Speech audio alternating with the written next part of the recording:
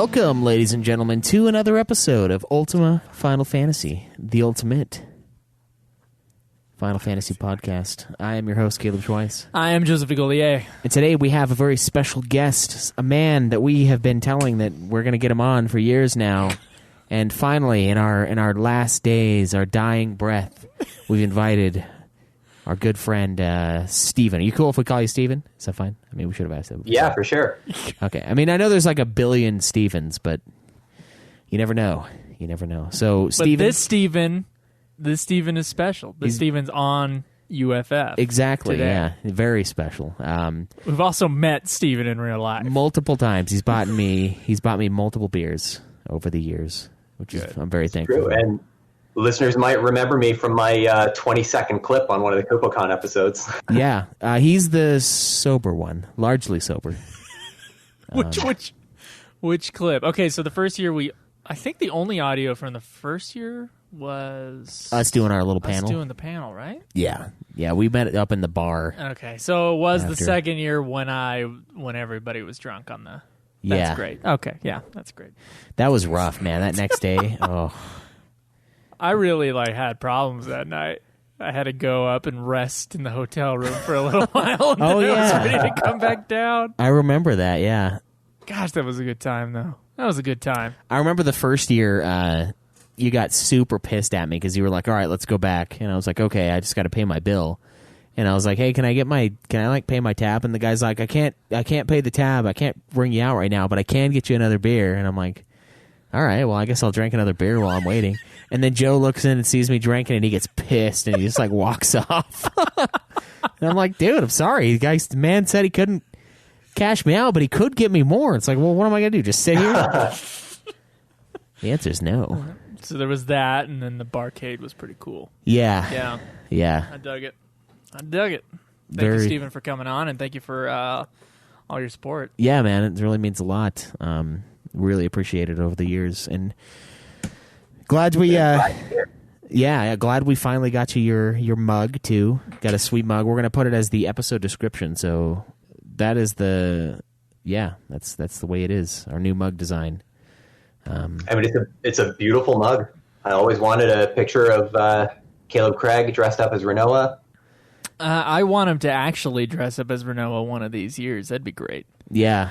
We'd probably have to pay for the dress and pay for someone else to make it, because there's no way Craig's ever going to put that kind of pressure on himself. Yeah. But he might do the dressing up. If we handled all the legwork, I could see him doing it. I bet he would do it. He's done it before. Yeah. He's dressed in full drag before. We should do it. Oh my god. Just the once, but if we ever run into a giant pile of money, we should all three recreate the logo. Yeah. I'd have to, it'd be a lot of money because I'd have to get hair implants. Unless we find that wad of cash today. I mean, you've seen some cosplay, Schweiss. Sometimes people don't care about their body image. That's true. All right, it's all about the fandom, man. They're just there to have fun. As long as I got the jacket and the blade, I guess I could pull it off. That's right. And the necklace. And be like, you're Squall. Oh yeah, that's it. That's the kind of reactions you'll get. That's right. Steven, you dressed up in cosplay, right? Yeah, it was kind of the first time that I had worn a serious cosplay, and I was Lightning in one of the outfits from Lightning Returns. Oh yeah, the what is it, velvet red suit? Yeah, it's the garb is called Velvet Bouncer, and yeah, it's basically just a slim purple suit, and so every cosplay I've ever worn has just been a suit. Because I'm comfortable wearing that. It's easy to put together, So it was a purple suit that I ordered from some suspicious Chinese Amazon site. It happened to come in perfectly tailored. I was so lucky. And then I just had to stick some little gold buttons to it, and it looked great, I thought. Yeah, no, it was good. Yeah, it was great. So, Steven, we are going to go through your Final Fantasy story. So, if you're ready... basically, we're going to go through every game you've played, how you came across Final Fantasy, and we're going to go all the way to the end, And then we can go, as we go through your rankings, I think we can go more in the games in order, unless, of course, the games themselves had like a big impact on you, which for many people who come on, they do. So, Steven, where did you first hear about Final Fantasy? So I was lucky. I had a friend when I was in, I guess I must have been in grade 7, which would have been in like 1998. And I had a good friend named Dan who lived down the street from me. And I used to go over to his house just because we were all into the same nerd stuff. So I would go over there to play Warhammer or play PC games and things like that. And one day he just said, I think you would really love this game. And he put the controller in my hands, and it was Final Fantasy VII. Steven, can I give you a compliment real quick here? You age well. Yeah. You age very well. You were in 7th grade in 1998? Is that what I heard? Yeah, I'm 34 now. Oh, wow. Okay. No, honestly, I thought you could have told me you were younger than us, and I would have believed you. Well, for the last time you saw me, I was in cosplay as Lightning, and I had some makeup on to cover up the 5 o'clock shadow. I mean, that must have been it. Because I mean, that must have done it. I mean, yeah. It must have been the makeup job. No, I'm serious. I thought you were. Wow. Okay. All right. 7th. Okay. Sorry. What was the first game again? I was totally distracted by the fact I guessed your name or your age absolutely wrong. Having seen you in person. How old would you have guessed? Honestly, you could have told me if you were like 25 right now. Well, 34. Good on you. Yeah, stay out of the sun. Stay out of the sun, kids. So what game was it, though? I mean, it was Final Fantasy VII. Right. So I named Cloud Steven, and I named Barrett Dan.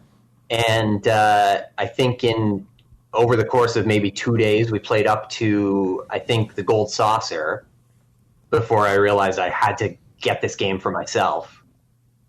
And to this day, every time that I play an RPG where you can name the characters, I haven't seen Dan in years now, but I will always name a character Dan. Nice. That's pretty cool. Yeah. So when you're playing the Final Fantasy VII stuff now, do you get mad that they call him Barrett out loud? Do you get mad that Cloud's name isn't Steven? Yeah, I think it was always a tradition for me. I know that you guys usually don't rename the characters, but I always did. In Final Fantasy VI, I have a custom name for every character every time I play through it. And so, yeah, it bothers me a little bit these days when you can't rename the characters. I mean, they gave you a little one in 10, and then that was kind of the last. I mean, outside of the MMOs, it was kind of like the last huzzah.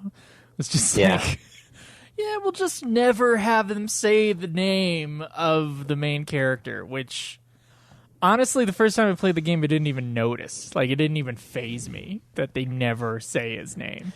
Yeah. Right. It's like crazy. It's like the movie Call Me By Your Name, but instead it's Call Me By No Name. That's right. Just refer to me as that one guy with a really annoying voice. So you got to the Gold Saucer. You said you had to get this game yourself. Yeah. Which I didn't for a while. He ended up showing me Final Fantasy VIII next, and it was like he put the controller in my hands and said, you're not going to like this one as much. But I still loved it. I get it, man. Yeah, I think that's the second one I played, too. Was 8 as well, yeah. So 8 was my first one. Yeah. 8 was my first. And I still love it, even though it's flawed. But I guess we'll talk about that more in your ranking. So did you basically go on from there? Did you play 9? You play 10? 9 and 10 are the two big ones that I have not played. Whoa! I mean, I've played a little bit of each one, maybe like a couple of hours of each one, but you'll see I left them off my rankings because I don't feel qualified. Wow. Those are two pretty big ones, too. So did you, at that point, like decide that you were going to go back and check out the older games, or what was kind of the pattern of Final Fantasy? Yeah, that's what I did next. So my other best friend at the time, Greg, he lived down the street in the other direction. and I didn't have the internet at my house at that time. I didn't get the internet until I was going into high school. But he had the internet, so I would go over to his house and we would download ROMs and stay up all night playing ROMs, and I would have to transport them back to my house.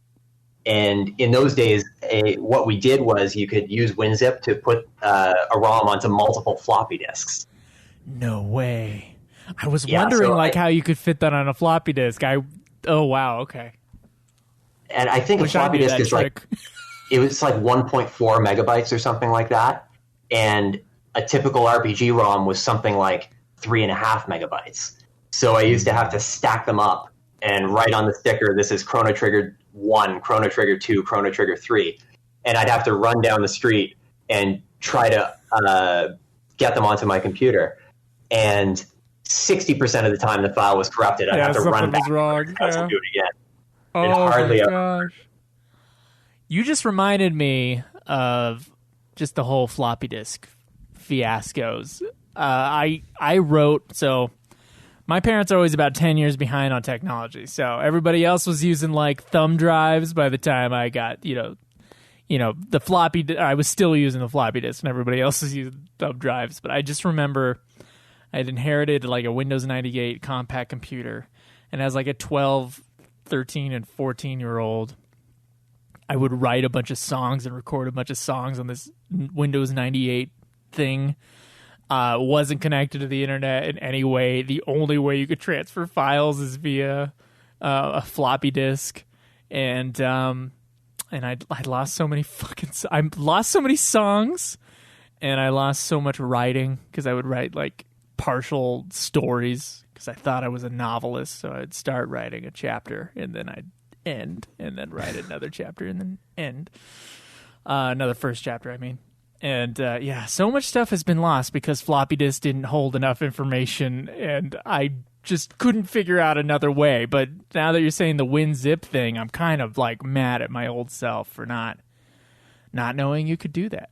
Did you have? I mean, it barely worked. As I said, I was running 60% of the time, but I would have killed for 60% of the time.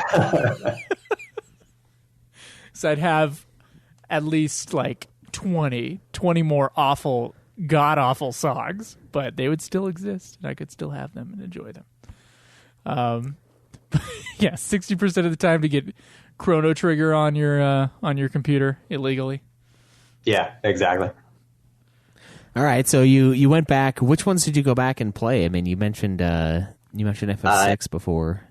It would have been 6, 1, 2, and 3. And, at that time, it would have been weird fan-translated versions of 2 and 3. Mm-hmm. Also played the fan-translated 5, starring Butts. Very nice. It's a classic. And then all the other ones we could find, so Chrono Trigger, Secret of Mana, things like that. Nice, yeah, there's a lot of good stuff on the NES, or the Super NES, not the NES. The NES has good stuff too, but that's awesome.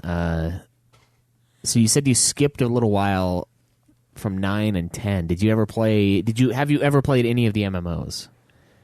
No, those are the other two. I do not have the discipline to start playing those.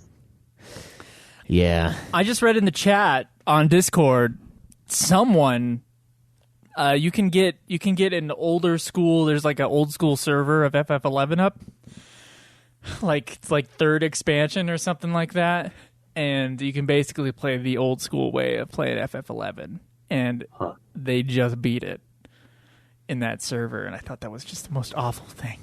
I can't recommend that to anybody. So Steven, I played 5 on that NES emulator, Super NES emulator, fan translation thing. Did you ever play the official translations later? No, out of those, the only one that I ended up owning legitimately was the 3 update that came out for the DS. Oh wow, okay. There's a weird thing, 5 and 4, because I also played 4. with a totally different translation. I feel like it was 4. It might have been, yeah. Okay, I'm getting stuff mixed up now. Listen to older episodes because I would have remembered better. But I remember there's kind of a weird disconnect when you're like, I remember there being a bunch of swearing in this thing. I remember someone flipping someone off. Yeah. And then I remember butts, and there's like a whole list of things, and like now it's been toned down. The text boxes are smaller. There's less words to get a point across. It's just a weird thing to play two totally different translations. And I'm wondering, wow, are the Japanese just dirtier in their versions, or were the fan translators having fun? I don't know. I find that, yeah, a lot of the time you see those fan translators having fun, or they like to be a little bit more vulgar. Yeah, so instead of butts, we would have gotten guns.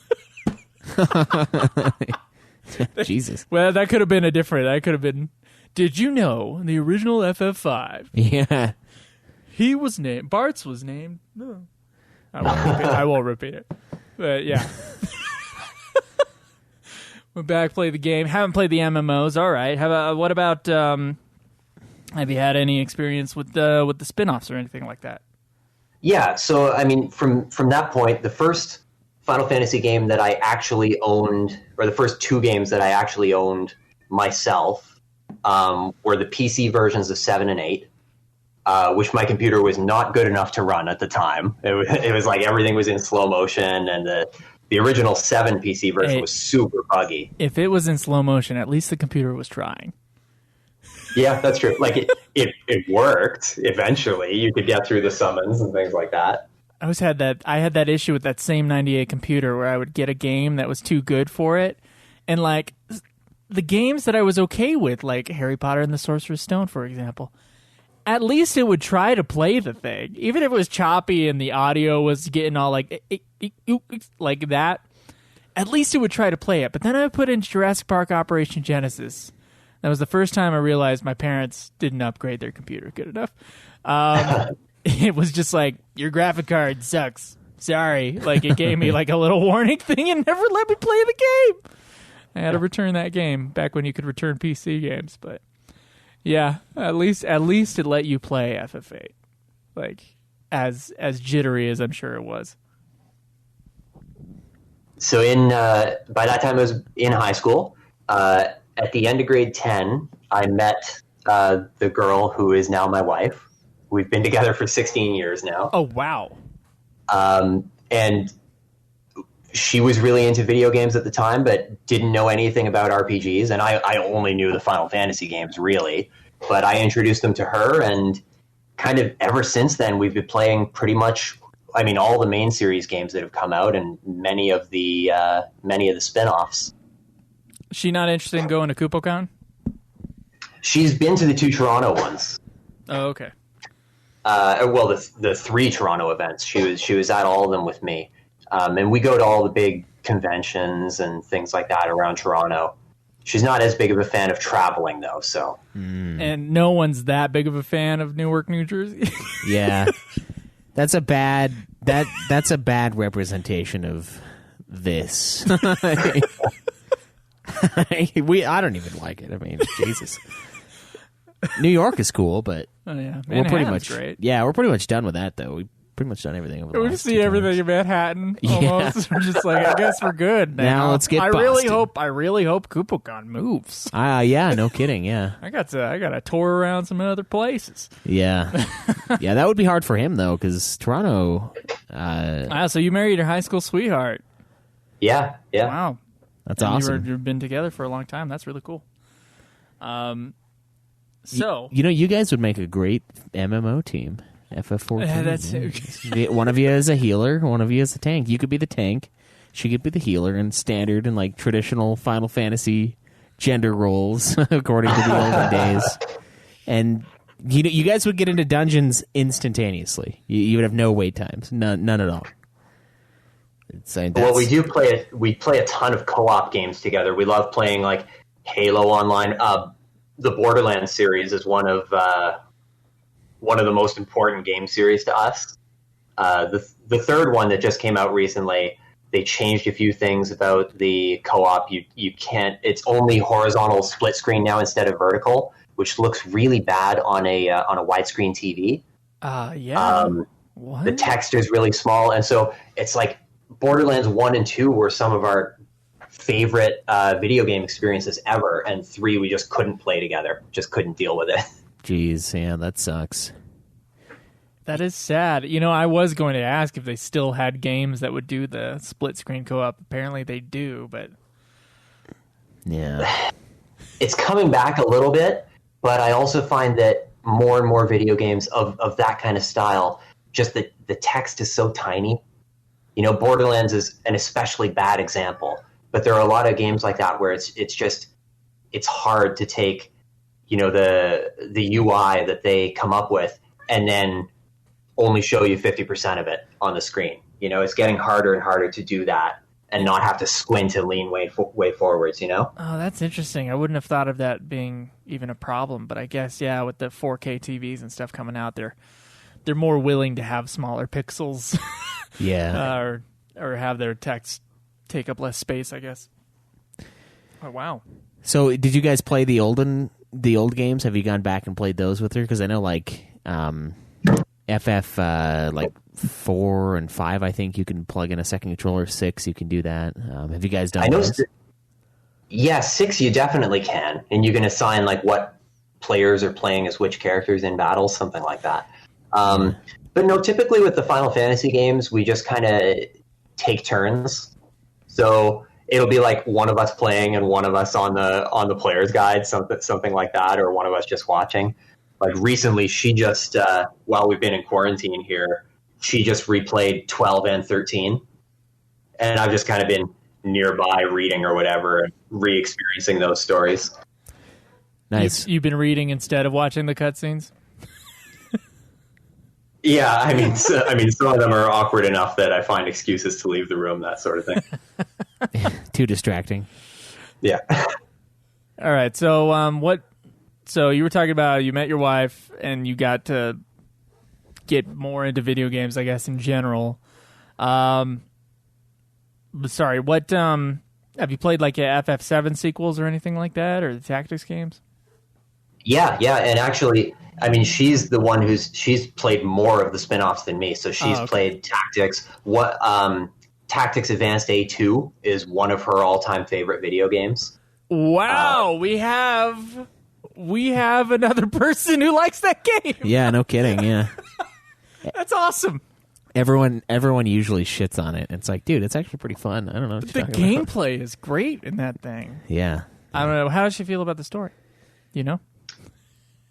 I think it's mainly about the gameplay for her. Okay, all right. There you go. See, reasonable. I'm trying to remember if it's Tactics Advance or A2 where she has to dye her hair every day. It's Advance. Yes, I believe so. Right. The Platinum Blonde. All right, so one of them's the book.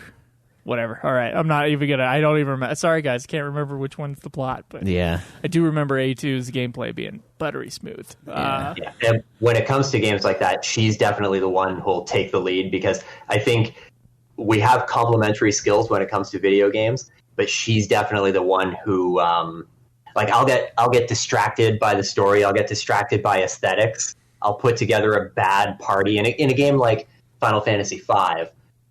I'm never good at those because there will be like tricky boss battles where you need to put together a particular party to have an advantage. And I don't like that. I'll just be like, oh, I like how everybody looks in the archer outfit. You know, I'll have 3 archers and 1 white mage. Nothing will go wrong. But Brooke is definitely the one who will figure those things out. Yeah, you need her, I guess. Like that's yeah. You can't do that. You can't unless you love samurai. Yeah, then you should do whatever you want. In FF5, then you could probably do whatever you want. Samurai and Mime, for some reason. That's how we played Final Fantasy 12, actually. When we got down to the end, I could not beat the final boss. I just couldn't figure it out. I couldn't make any headway against him. And then she just really sat down and redid all of our gambits and redid the job board and all that and figured out the right way to beat him. And she got him down to like a tiny little sliver of health. and then paused the game, waited for me to come home from work, and then we watched the end of the game together. Oh, nice. Oh, that's cool. I wish Weiss would do that for me every once in a while. Hey, man, I beat that fucking chocobo racing shit for you. That's true. He gave me a trophy at my PS4. And you know what the trade was supposed to be? It was supposed to be that fucking primer I missed, but then the game was like, oh, if you take this guy's save file, we're disabling trophies. And I'm like, oh, man, I wish I would have known that before I did this goddamn chocobo race again. Did you guys play 13 when it came out? Or 12? Yep. Yep, 12 and 13, and the sequels to 13 as well. What were your reactions at the time? 12 we both loved right from the beginning, the whole way through. It's one of her favorites for sure. I love it. When it comes to 13, I think the two of us at the time, she was working at like an indie video game store, and we were really poring over all the information that was trickling out about 13. And I remember the two of us really fell for like the fan outrage at the time. And we were both mad at 13 before it came out for like not having towns, for being a giant hallway, all that kind of stuff. Before it even came out? I guess it came out in Japan first, didn't it? I guess so, because we had a lot of accurate information before we started playing the game. I remember watching a review of a guy who had gotten it in Japan, and he was reviewing it. And he had actually really liked the game, so it made me more stoked. But yeah, I guess at that time you would have been able to get that information, because 15 basically came out at the same time. So yeah, I think 12 did too. I think 12 was a universal release as well. So have you played 13 since then? I guess we'll get into your rankings later, and you can delve more into how you feel about it. But I've only played each of the 13 games once. She's gone back and replayed 13-2 a bunch. That's like, I would say Tactics Advanced A2 and 13-2 are her two favorites in the series. Okay. She seems, she's got the tactical thing. I bet 12 would be one of her preferred games as well, like you were saying. So I'm kind of getting a feel for your wife in terms of like the games that she likes. It's like, okay, seems like an Ito fan, yeah, an Ito gal. He's my favorite one too. Battle designer. Yeah, the ones that he plays a heavy hand in, I really love as far as directing. Stories usually aren't as good, but the gameplay is great. Yeah, except for 6. Yeah, 6 is a little busty. All right, so Bust it up. What about 15? You guys play 15 and 7 remake? Yeah, well, I'll say this about the 13 series first. Yeah. I think we both really loved all 3 games. I do think that the story gets worse in each installment, and the gameplay gets better in each installment. So they kind of balance out, you know? Yeah. So they all balance out to being decent? Yeah. Okay. Yeah. Oh, that's good. Stories get worse. Really? You think the story of the second one's worse than the first one? I guess we'll get into that. You know what? No, I think probably 13-2 has the edge in story. Okay, right. All right. But I'll say that Lightning Returns has the worst story by far and the best gameplay by far. Oh, no arguments here. Yeah. God, the ending so dumb. And the worst graphics as well. That I can't believe it's such an ugly game. I can't believe the 13 series went from like being the most beautiful game someone could make. Of course, you can't do anything in it because it's too beautiful. And then, 13-2 still looks good. And then Lightning Returns, it looks bad. Yeah. You can interact with everything. Fuzzy lines, like weird. And that's the only one where Lightning's got her ass hanging out in half the costumes, too, and it looks like shit. What a ripoff. Goddamn ripoff. You should have worn that Lightning costume, Steven. Yeah. Maybe someday. Just don't like shave or anything. He's got like, super hairy legs, oh wow, I know who that is. That's something I'll never unsee. Yeah, Canadians can't shave. They need the hair for warmth. Oh, that's true. Yeah, I mean, you're pretty far south though, right? You say you went. I'm in Toronto. Okay, I was like, I know you went to the Toronto KupoCon, and Canada's a big ass place, so. Yeah, I live right in the middle of downtown Toronto, so it's pretty far south. It's pretty far south below the U.S. border. You know, it's part of that little part of Ontario that sticks down into America. Yeah, you guys are dipping below in. the freezing cold part of of the United States. Yeah, Exactly. Yeah, it dips right below the freezing cold part. yeah. That's fair. I had a Canadian roommate in Los Angeles, and he had to go back home for the same reasons I did. Just ran out of money, and he was just like, the only thing he was complaining about having to go back to Toronto was that he's like, dude, I don't want to go back. It's too cold. It's too cold. I can't do it. It's just too cold. Like, he would talk about that, like neurotically talk about how cold it was in Toronto all the time. So I don't know. You could say it's mild for Canada standards, but if you spend some time outside of there, maybe you'll go back and be like, it's too cold. I don't want to go back. New Jersey doesn't count. It's in the cold part. Yeah, New Jersey's cold as fuck, and it's also hot. A lot of that could be part of the famous Canadian inferiority complex, where a lot of us are going to look for, you know, any excuse, any distinction that makes us different from Americans. And so bragging about the cold weather when it's really not so bad here is totally in character for an average Canadian. Oh, there you go. I mean, you guys, most of y'all live within like 200 miles of the U.S., right? Yeah, exactly. Almost everyone lives in like Toronto and those close by. I want to visit Yellowknife. That's where I want to go to. I saw some YouTube videos and I'm like, wow, it looks way up there. I'm like, I want to do it. I want to go visit Yellowknife for just to say I visited Yellowknife, I guess. I'm the same way, and I love the cold weather. I wish it was colder here. Oh, wow. Okay. Yeah, So- I don't know. I'm kind of mixed. I hate the heat, but I also hate the cold. But I think I'd rather have the cold. I want it to be balmy all the time. Yeah. Anybody else? I want it to Anybody? be a dry 67 every day, but that's impossible. So, plus I'm kind of a fat guy, so I guess the cold's a little better. You know what I mean?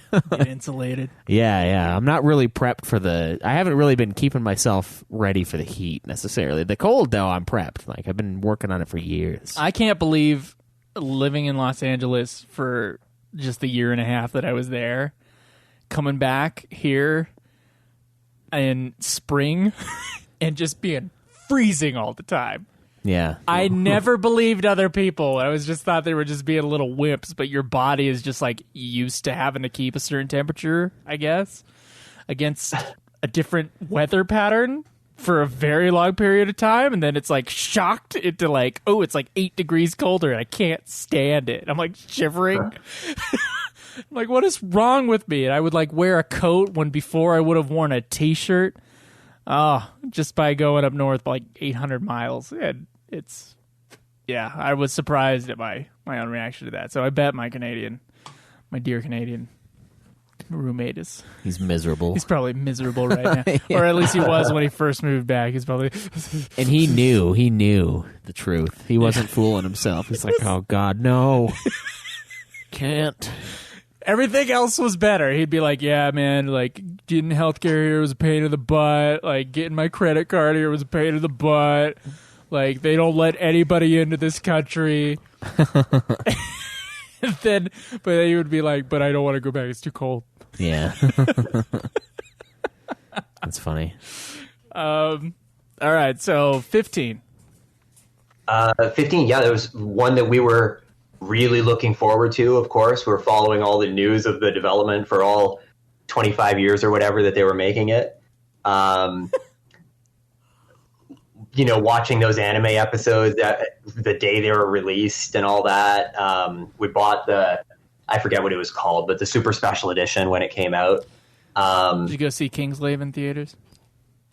I did not have the chance, Well, but that's I too do. bad. I do own Kingsglaive on Blu-ray. I've watched it multiple times like an idiot. It's okay. How could you say that? How could you say that? Like an idiot. What do you mean by that? I don't understand. It's a terrible movie, and I shouldn't torture myself with it. Hey, who brought this dog in? The boy. But You yeah, can tell no. you're talking about Kingslave, and he just wanted to bring in his 2 cents. Yeah. What did you think about seeing some of the cast members of that? That was kind of cool, at least. I mean, we ate breakfast next to not Gladiolus, Libertas. Libertas. Yeah, it was really weird because I was like, that guy looks like the dude. I was like, all right, cool. Yeah, I mean, still seeing those guys in person at a couple of Kupo cons now, it was still a great time because they're very open to questions from the fans. They've got a bit of a sense of humor about the whole thing, and you know they had a knack for explaining. You know, I loved hearing about behind the scenes. You know, yeah, that was my favorite part, is finding out like some of the plot holes that we make fun of all the time, like were actually explained, but they cut it, and then they forgot to cut the rest of it. They trimmed off some of the fat, but then they left a big old flappy chunk of it in the back, and everyone's like, what? When you said they cut the rest of it, like cut the rest of the movie. Yeah. Completely. Just keep the pain pill thing, and then cut the rest out. Put the pain pill scene on YouTube. Yeah. And cut the entire rest of the movie. No, I think they would. I assume they would have a good like sense of humor about it, and probably there's a lot of fans. There's a lot of fans who actually do dig that movie. So why not? You know? Yeah, plenty of people defend it. That's for sure. I mean, it looks good. It looks good. It fills in some background information that's interesting. What I don't like about it is that it's very clear that the people developing and writing the movie took this sharp left turn and had no communication with the developers of the game after a certain point. Because there are so many parts in it that are wildly different. Like Luna's character, you know, in Kingsglaive, I'm pretty sure they call her a princess, and she doesn't have magic powers. She's not the Oracle. You know, there's all these things that are wildly different about her. She's basically like just a damsel in distress. It's based on the old version of 15, for sure. Yeah. Which is sad. So you watched that before the movie, or before the game, then, because you said you were keeping up with everything, right? Or did you? I must have seen it before I played 15. Yeah. It came out a while before. It was supposed to come out a little bit before, but then they delayed the game. So that's right. Right. All right. What about the other FF movies? I mean, we've got the FF5 thing, the Legend of the Crystals, or whatever it's called. We have the 7 Advent Children. You got I've seen Advent Children a few times. I've never seen the complete one, but I saw the original right when it came out. It's kind of silly. I always thought it was. It kind of removed some of the drama of the end of the original Final Fantasy VII. If there's a little footnote at the end of Final Fantasy VII now that says, "Oh, you didn't actually kill Sephiroth. He comes back for another hour and a half later." You know? No. No, I think you should just leave it at 7. But actually, there's things about Advent Children I like, but it's definitely not great. You ever see the 5 sequel? No, I haven't. Oh, you're missing out. That one's crazy. There's a lot of leather. A lot of leather in that movie. There's got to be like how many people have we actually run into that have actually watched that thing twice? I think it's been maybe single digits, right? Yeah, maybe 5 or 6 people that have actually seen it. You can see it on YouTube, guys. You know, one of the guys had the VHS for it. That's right. That we had, that's right. But he's the only one. The only reason I know it exists is because of you guys. I'll look it up someday. Yeah, have a good time. Yeah. It's actually, I think it's one of the better movies. Yeah, it's not bad. If you're going to be judging them as movies against each other. Generally, the movie people make the better movies. That's what I've found. It's kind of like, that FF7 short, I think that was probably the top tier one, and that's the one like Square had nothing to do with. Are you talking about Last Mission, I think? Yeah, is that what it's called? Last Order, I think. Last Order, yes. Last Order, and then Brotherhood. None of those were written by Square Enix employees. Like they were anime teams, and I think Brotherhood is fantastic. I agree. Brotherhood is fantastic, and then and I really think I'm wondering if it peppered our experience of 15 itself, like getting to know those characters before that game came out, and not in the way that Kingslave tried to do it. Yeah. So what did you think about 15? We were actually talking about that before we talked about the movies. I'll say this last thing about Brotherhood. Yes. I think Brotherhood is probably the best thing to come out of the whole Final Fantasy 15 operation. The reason I own Kingsglaive on Blu-ray is because it comes with Brotherhood on a second disc. And they have, the 5 episodes of Brotherhood kind of, or I guess it's only 4. Can't remember. Yeah, anyways, it's got to be 4, right? Yeah. But the Brotherhood that comes on the DVD, or on the Blu-ray rather, is assembled into one movie, and there's kind of a few extra scenes added in between with Luna. Oh. So it's very little actual content is added, but it's presented more as like an actual movie, and I think it's really great. Oh wow, I didn't even know that, and I have it. I just never watched it again. So that'd be like a 45-minute kind of deal, right? Somewhere around there. Yeah, pretty much. I didn't even know that existed. Welcome to the Ultimate Final Fantasy podcast. Yeah. That does sound awesome, though. Is it so you bought Kingslave separately from the deluxe edition or whatever in order to get that? I guess it came with the deluxe edition, right? But I bought it, and then I bought a second copy separately because that's how you got the Brotherhood physical copy. All right. I guess I wasn't sure. I was like, do I have Brotherhood? No, I guess I don't. Yeah. Well, awesome. Is there anything else you want to go into before we get to your rankings? Did you do the 7 remake is the big one? Oh, crap, forgot. Sorry. Yeah, we can talk about 7 remake maybe when I get to it in my list. Okay. It's very good. It's a lot better than I thought it would be.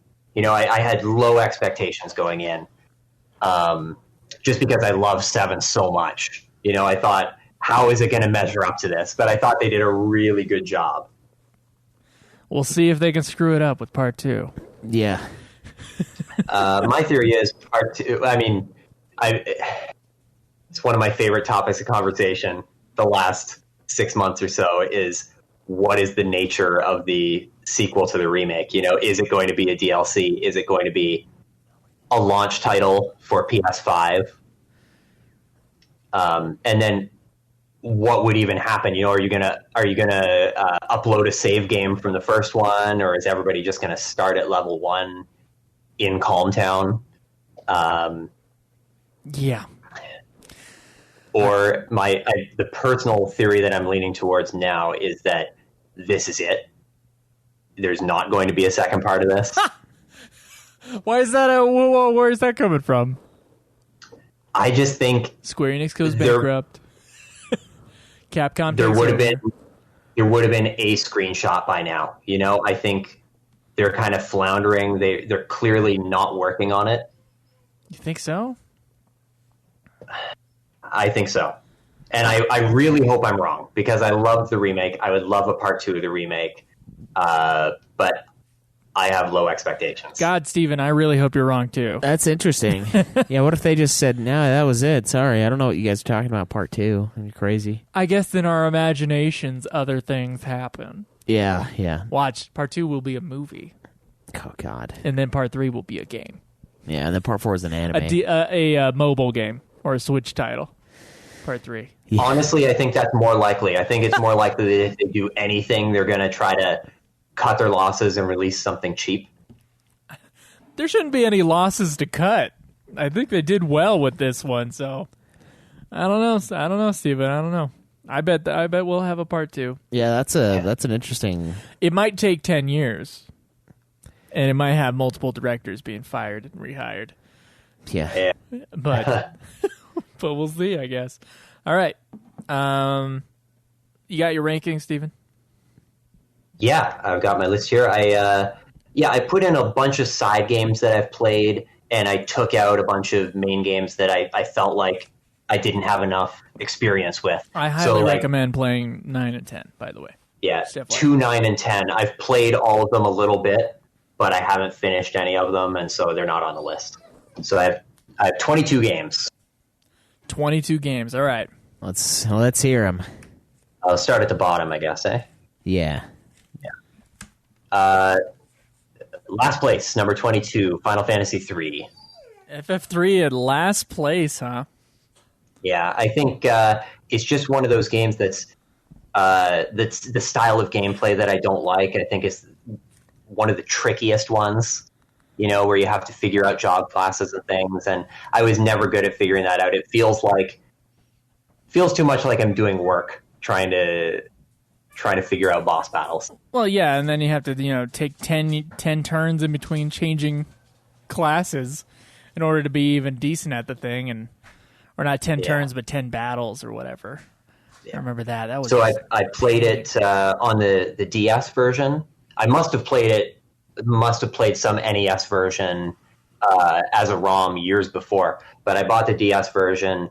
Didn't care for it. Gave it to my brother. Right. So FF3 is the worst. Yes. I do think it's not a very good one. I don't really care for that one. But yeah, okay. What's next? Number 21 is the Final Fantasy Legend for Game Boy.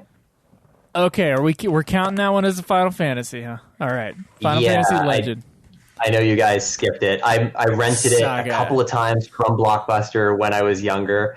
This is the one where after battles you get the opportunity to eat the enemies, and it'll transform your party members into something new. That sounds interesting. That's really weird. Yeah, it's weird. It's like job classes, but you need to defeat certain enemies in order to change your job class. Same kind of thing. Other than that, it's a simple, very simple. There's no story, barely any story, and it's a very simple RPG on the Game Boy. And I didn't get too far in it.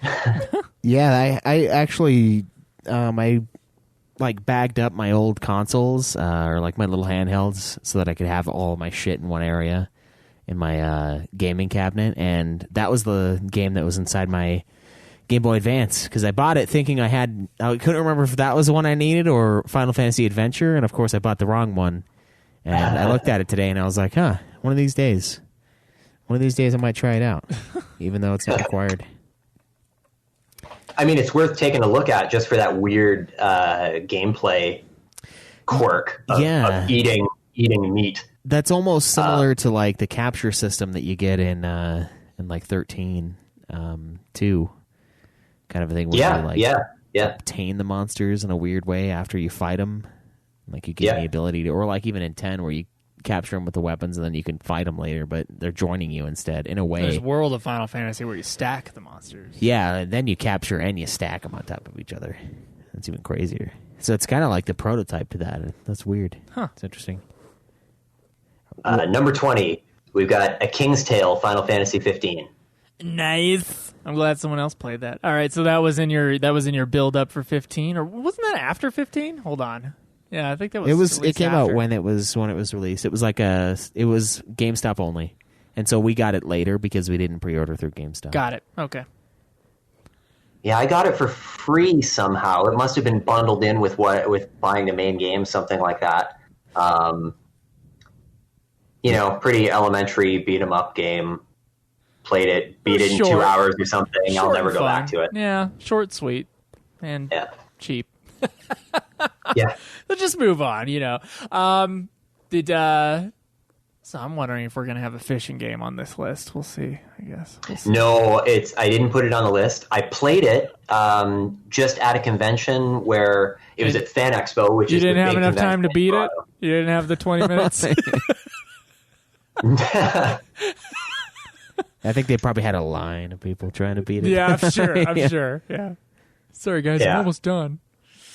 Yeah, if you ever go to one of these conventions where PlayStation is doing demos, it's actually a really good system that they have because you sign up for a certain time slot using an app. And so you don't have to stand in line. You don't have to wait. You just kind of walk in at the right time. They put the VR helmet on your head, and there you go. So I highly recommend that experience. That's how I played Monsters of the Deep.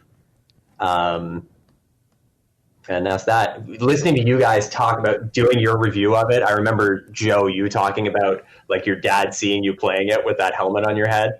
And it is the hardest I ever laughed listening to your podcast. I'm glad you enjoyed that. Thanks.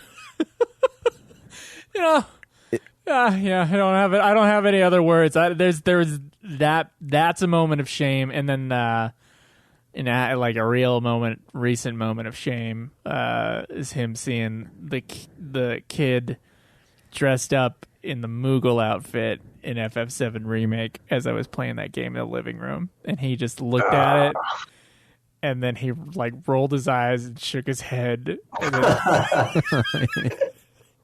he was like, "Gosh," that's what he said under his breath, and then he walked away. I can't believe I raised this boy. Where did it go wrong? And there's a lot of pressures.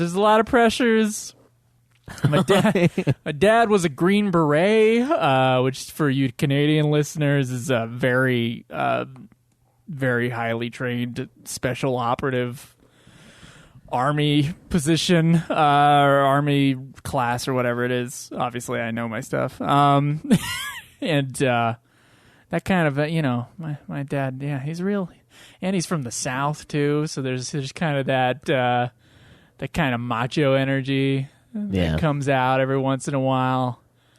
Yeah, there's a pressure there, and I think if he ever saw me playing 10-2, I would have to kill myself. I think I would have to commit harakiri. The moment that happened. But yeah, okay, all right. Thanks. With my dad, thankfully, my dad's I think he's a real man's man as well, and he was a police officer, and he's always been super into sports and everything, but he's also loved video games. And so when we were little, the one video game console that we had in my house was his old ColecoVision. Wow, okay. And that was where I played my first video games. He also bought me a Game Gear when I was young, and he would play it half the time, and he was really good at it. I remember playing like the Sonic the Hedgehog games, and he would tell me he had beaten certain levels and certain bosses, and I never believed him, but he would describe what happened in the later levels, and later on I would find out he was right. Oh, wow. See, there you go. At least you have that. At least you got that connection. Yeah. He was just covering his bases. My dad looks at video games with a certain disdain. Obviously, wasn't allowed to have video games till I was like 15, and then they relaxed on the rule. That was great. So, what was the last? Okay, we just did the King's Tale. Yeah, that was King's Tale. Yeah. Next, I put Crystal Defenders. Crystal Defenders. That's the mobile. This is a tower defense that's kind of a Tactics A2 spinoff. It uses all the music and all the sprites from Tactics A2. And it's just like a downloadable $10 game or $8 game on the Xbox store. But it's better than FF3. I think I enjoyed playing it more, yeah. All right. Yeah. Yeah, you need a good tower defense every once in a while. I mean, I played the demo, and it was fun. Yeah, I've never played it, so I'm just judging it harshly from not having played it. Yeah. I mean, it's just like any other tower defense game, except that it's got nice Final Fantasy music, So that bumps it up on my list. Yeah. Have you played Crystal Chronicles: My Life as a Dark Lord? Yes. You have? Yes. Oh, okay. Years and years ago, I don't remember barely any of it. I remember my wife playing it I thought you were about to be like, it's in my top 3. We'll get to it. Yeah. Don't you worry. No, it's another one that I skipped over on my list because honestly, I don't remember enough of it to even describe it. Yeah, it's probably, I don't know, you might not have beaten it either because it's a brutal game. Not that you're not capable. It's just it got pretty damn tough on a couple spots. Like it's a major grind. I do give up pretty easily. So, but now with Crystal Defenders, no. Yeah. Next, we got Theater Rhythm. That's a good one. The original Theater Rhythm? Yeah. I owned both, but I kind of lost interest in the second one. The first one is the only one that I really played a lot of. But yeah, it was solid, a new creative kind of format for a rhythm game, That's interesting that you didn't fall for the second one as much because the second one has so many more songs, tracks. Yeah. So many more classic FF tunes that were missing out of the first one, and I think outside of like one annoying gameplay thing, it's also just as good in terms of gameplay. So I don't know. That's interesting. Theater Rhythm is a fun time though. Yeah. So next, number 17, I've got Final Fantasy Record Keeper, the mobile game. How many hours have you spent on Record Keeper? Too much. But like that's, I mean, I'll say very little time actually spent concentrating on it. Is just kind of something to keep my hands busy while I was commuting to and from work or eating lunch at work, that sort of thing. I don't think I ever cared about it too much, but there's a lot more depth in it than you'd think, you know? After they did certain games like All the Bravest, which was like nothing, which was like pressing one button. Yeah. And then you get to FFRK, which today it has a huge range of characters and equipment and dungeons to fight through. And there's a lot more depth than you expect, honestly. Yeah, it's always surprising when they do. It's weird because the surprising ones, I think, are that one. And then I was actually kind of surprised by... what's the other one called? Not Record Keeper, but the... Exvius? Exvius, yeah. I was like, no, it's actually not bad, surprisingly, because these are the ones that should be the cash grabs.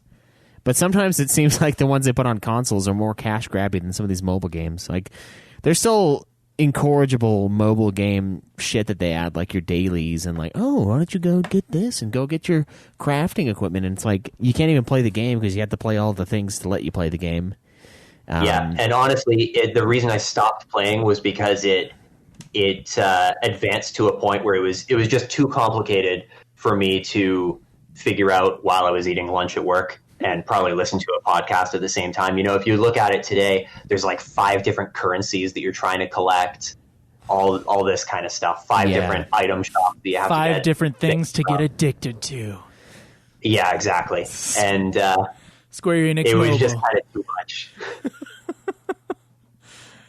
All right, so what's next? Sorry, go ahead. I know that a lot of those mobile games, the objective is to hook a certain kind of person, to hook a certain kind of person with an addictive personality, and I was just not the right person for that. Then just milk them, just milk them all month long. Yeah, exactly. You know what Candy Crush got me once? I spent money on Candy Crush one time, and then I was in a depression for a month when I realized what I had done. It's like, oh my God. Yeah. I had a moment of clarity. Yeah. Like, I have to be done with Candy Crush. I can't do this anymore. I actually spent real money on Candy Crush. Yeah. I'm always torn on that because part of me, if I enjoy it enough, I want to give back because, like, it is a free game. And, like, they get their ads, though. Like, yeah, that's true. But, like, I feel like if I utilize it enough, I'm okay with paying it. Like the PlayStation Profiles website, like I paid for the lifetime membership. It was like $13. It's like I use it all the time. It gives me a couple more perks, and it's like I don't know. I don't mind tossing them a few bucks, but that's not what they want on some of those. They want you to toss them a lot of bucks, a lot of times.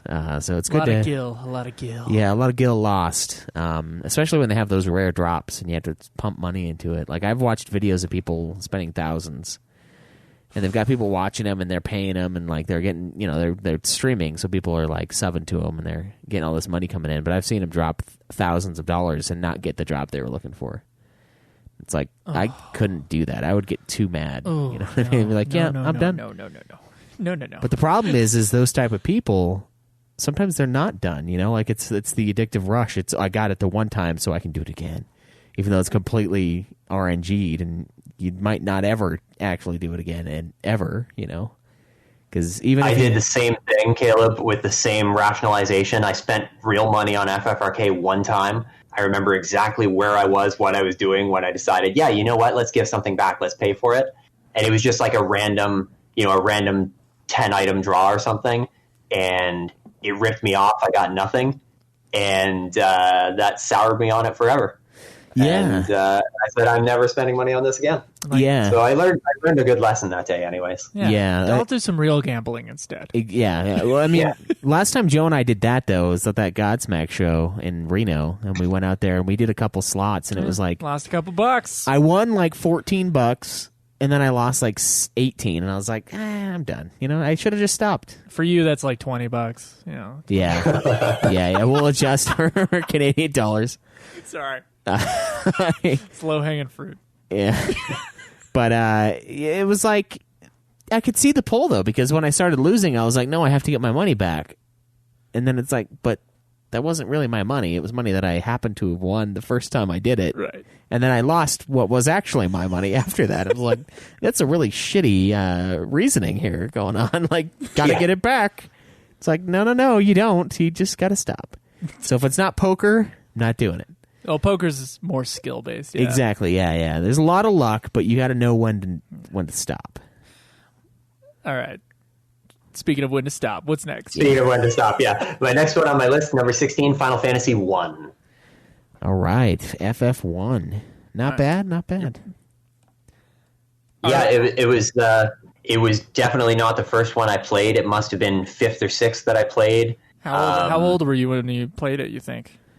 Around about? Must have been right at the beginning of my Final Fantasy journey, so I would have been 12, something like that. Oh, wow, okay.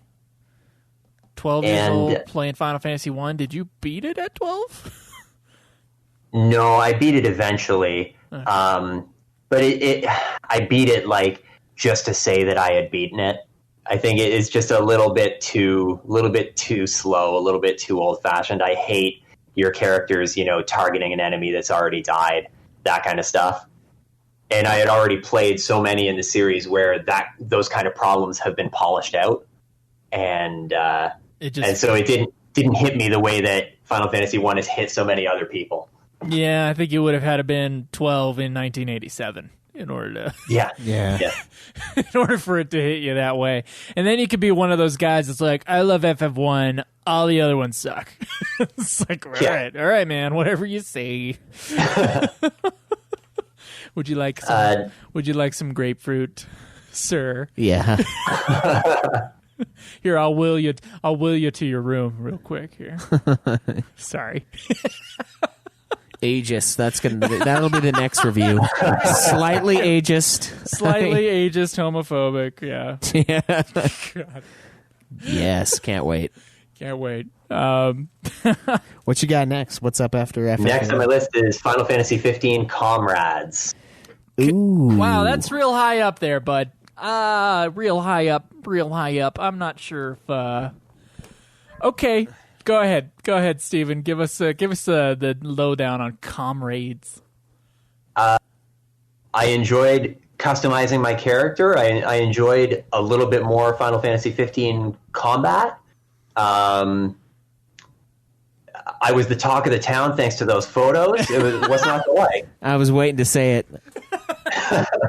You can't sneak by that fat guy without him saying that. He's got like the eyes of a fucking hawk. He'll be crawling on the ground next to him, and he's like, "Hey, you're the talk of the town thanks to those photos." Like, God damn it! I mean, I really enjoyed the combat in Final Fantasy 15, and that was just more of that, So yeah. it was a good time. What did you make your character look like? It's kind of like the girl version of me. Oh. So I put, as I recall, it was just like a dress shirt and jeans and some packs and pouches and stuff that you could add on to that. Oh, okay. Yeah, I made my guy look disgusting. My guy was like the inner city cousin to the guy that I made for 15's fishing game. Like I made like an emo, like a horrible emo cut on like a fat guy for the fishing game. And then for Comrades, I made like the guy that lives not in the middle of nowhere, but kind of the same version of that. Just like this, I made my character look way too normal because I just put her in like a collared shirt and jeans, and of course everybody else is dressed in like the Magitech soldier armor or the Kingsglaive leather coat, that sort of thing. And I always look like I had just wandered in. Or like me, you can realize you don't care. You did it all default. Yeah. Just to go through a game you've never heard of called Comrades. Did you play it when it was part of 15, or did you play it standalone? When it was part of 15. Ah, you lucky bastard.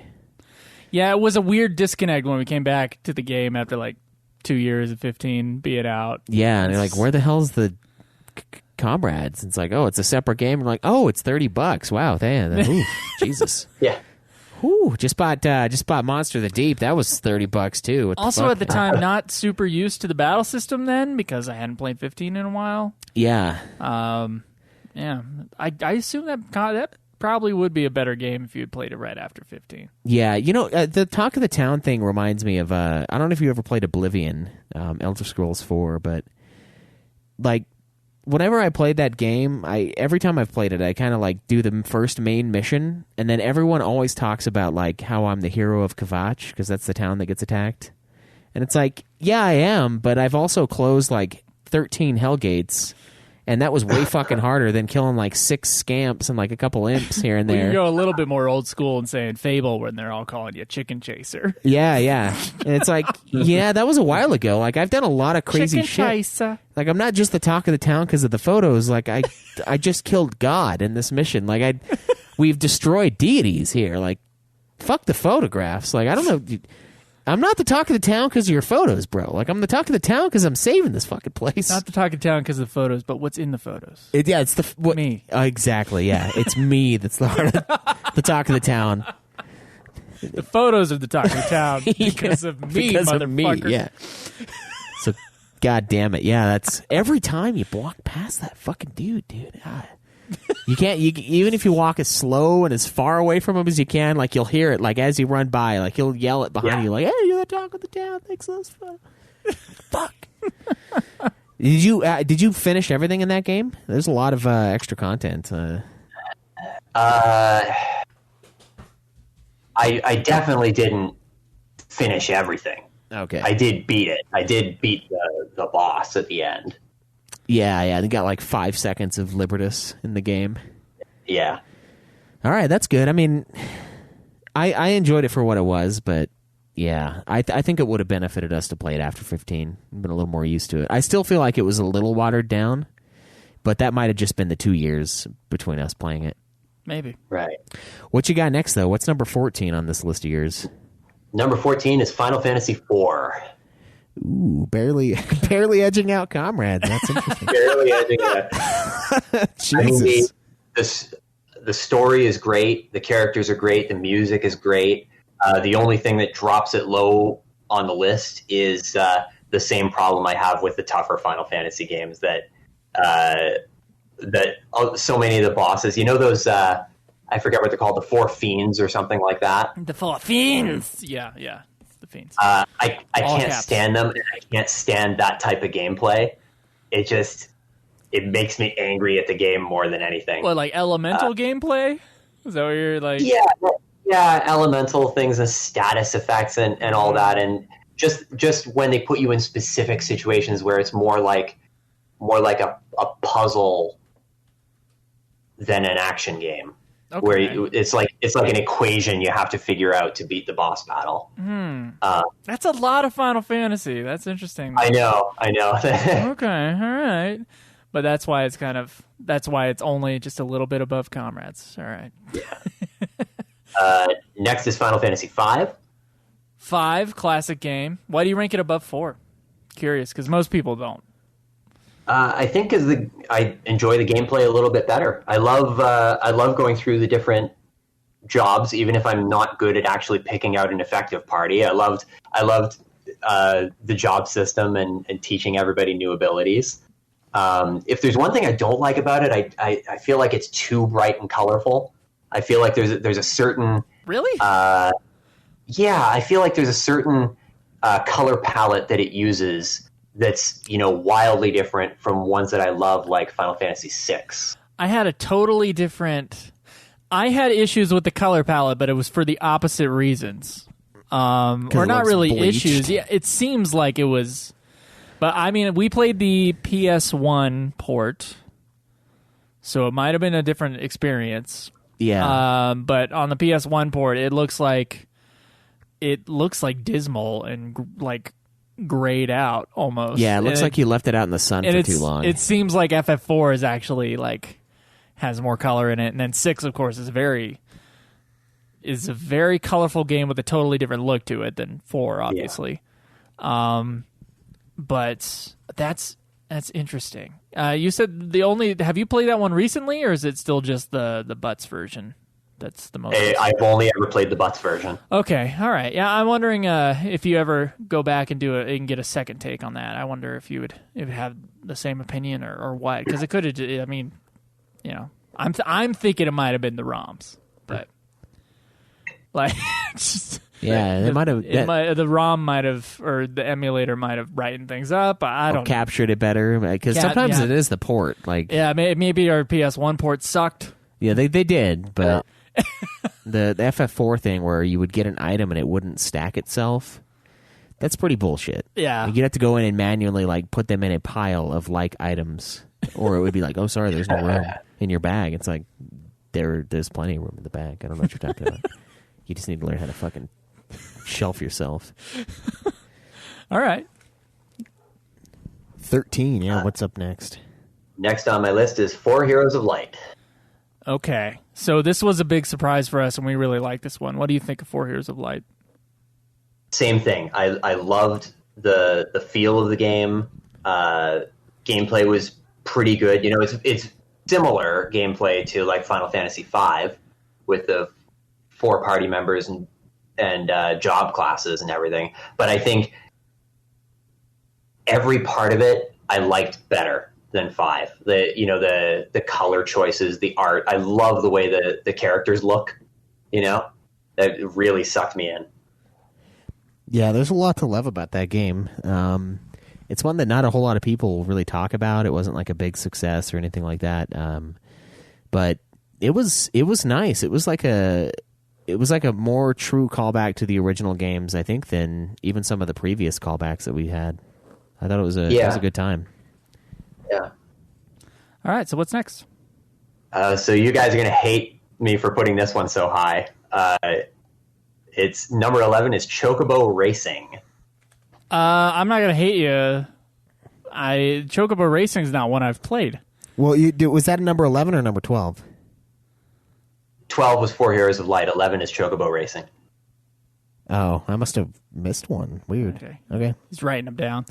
Chocobo Racing. Yeah, we haven't played that one. I own it, but what makes this such a good game? I mean, I haven't heard anything about it other than it's like impossible to get hold of. But yeah, it took me a while to get the actual disc for it, and it's one that I didn't. I'm sure that nostalgia is twisting my feelings about. You know, it's hard to actually look at this game objectively, but I only got it a few years ago.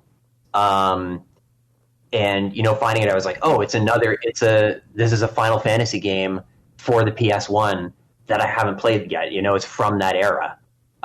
It's got previews of it's got like looks forward to Final Fantasy VIII, you know? And it's pretty much, it doesn't measure up to, of course, the gold standard for kart racing games. It doesn't measure up to Mario Kart, but it's a solid kart racer. It's got a lot of Final Fantasy personality to it. And there's a lot of fun Easter eggs in it. There are hidden characters like Squall and I'm forgetting, but there's It's hidden in your mind. You can't even think about him. It's a PlayStation horror game. It's either Parasite Eve or Silent Hill. It's one or the other. But there's another racer who's from that game. There's a hidden track that's Delling City from Final Fantasy VIII, and it's just cool. Well, I'm excited to get to it. Sort of. Yeah. Sort of. Yeah. I've had mixed experiences on the Chocobo games so far. All right. What's number 11? That was number 11. 10. Sorry. Number 10 is Final Fantasy 15. All right. Now your true thoughts on 15. You said you liked the battle system. Yeah.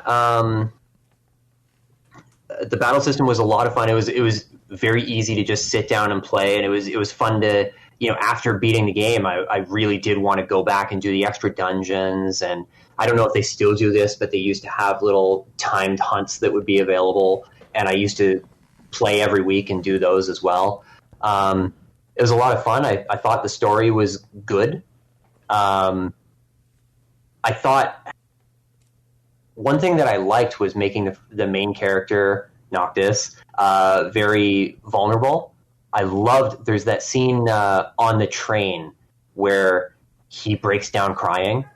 Mm-hmm. And it's pretty late in the game. It's like on the train to the capital city. And I don't know, it really hit me in a funny way. It was impressive to me that they would make the main character emotionally vulnerable like that. I really appreciated it. It seemed like he was, just because of his look, we were going to get like the emo-y kind of squall-like character. But they really did flesh him out a lot better than that. And I think we had similar thoughts, or at least I had similar thoughts on 15's on Noctis, the character, as well. The DLCs are also really great. The episode Ignis, episode Prompto. Prompto is fantastic. I wish they would make like a whole episode Prompto game. Oh, really? Yeah. Do you have to lose weight in it, or? Well, it's a reference to Brotherhood, in case someone hasn't watched it. Chubby Plumpto is in it. Plumpto is in it. Oh, no way. Yeah. That's awesome. And Aranea is in it as well, who was probably my favorite character in that game. So I think we're actually playing that one next. I think we're doing the 15 stuff, right? The DLC content? Yeah. Well, we were talking about it. We should do it, yeah. Yeah, we should. It's been too long. Yeah. So we'll probably get to that. We'll just we'll cave to all the demands of the masses. Might as well. Well, we paid for them. At least I did. I didn't. Oh, well. But well, you will. We will. Don't worry. All right, number 9. But of course, the whole release of Final Fantasy 15 really kind of shook my faith in Square, just the way that, at the last second they pushed back the release by a month. Yeah. I remember at the time they said the reason that they were doing that was so that they wouldn't have to have a massive day one patch, and then there was. It seemed like everything along the way was delayed. They announced, they had those 3 DLCs for Prompto, Gladiolus, Ignis that came out fine and they were good. But they announced a second round of DLCs, right? Mm-hmm. Arden, Aranea, and then I think episode Noctis was supposed to be the last one. And it was just kind of, they delayed them forever. And then they said, we're actually only going to make one of them. And that's what makes me think that the same thing is going to happen to the 7 remake. 7 remake, yeah. Yeah, well, I thought I thought episode Noctis, I was like, wait a minute, didn't I already play that? Wasn't that 15? Wasn't Final Fantasy 15 episode Noctis? Just a really fucking long episode of a TV show. Like, just like, God, is this going to end? But I feel like we got a lot of Noctis. Yeah, exactly. I don't know. And the Arden one, the one of them that they did actually release, it's okay. It's fun. It has some good moments. I think the story that introduces him at the beginning was nice, but it tells you a lot of backstory on Arden that we all already knew. I don't think you learn anything new about it. At the end, I don't know, can I spoil the end of episode Arden? We know how the character ends. Yeah. Well, I think a lot of the appeal of Arden was that he's breaking away from fate. Okay. He's the one who's sneaking around behind the scenes and setting up the dominoes to fall in the way that they do in Final Fantasy 15. I feel like he's defying his place in history by challenging Noctis, and which is a theme of a lot of the new Final Fantasy games. 12, 13, and 15 are all about that. They're all about the struggle between humans and demigods, with each of them trying to carve out their own fate in the world. Each of them rebelling in their own way against the actual gods. I mean, it's just Square trying to come up with a relatable concept for us all. Yeah. Yeah. And 7 remake is kind of that way too, possibly. Yeah, it looks that way. Yeah, it's still kind of up in the air, but it does seem to be altering, their destiny, which, I mean, that's not up in the air, I guess, but it's deciding if the destiny is canonically what happened before or what would have happened. Like, spoilers.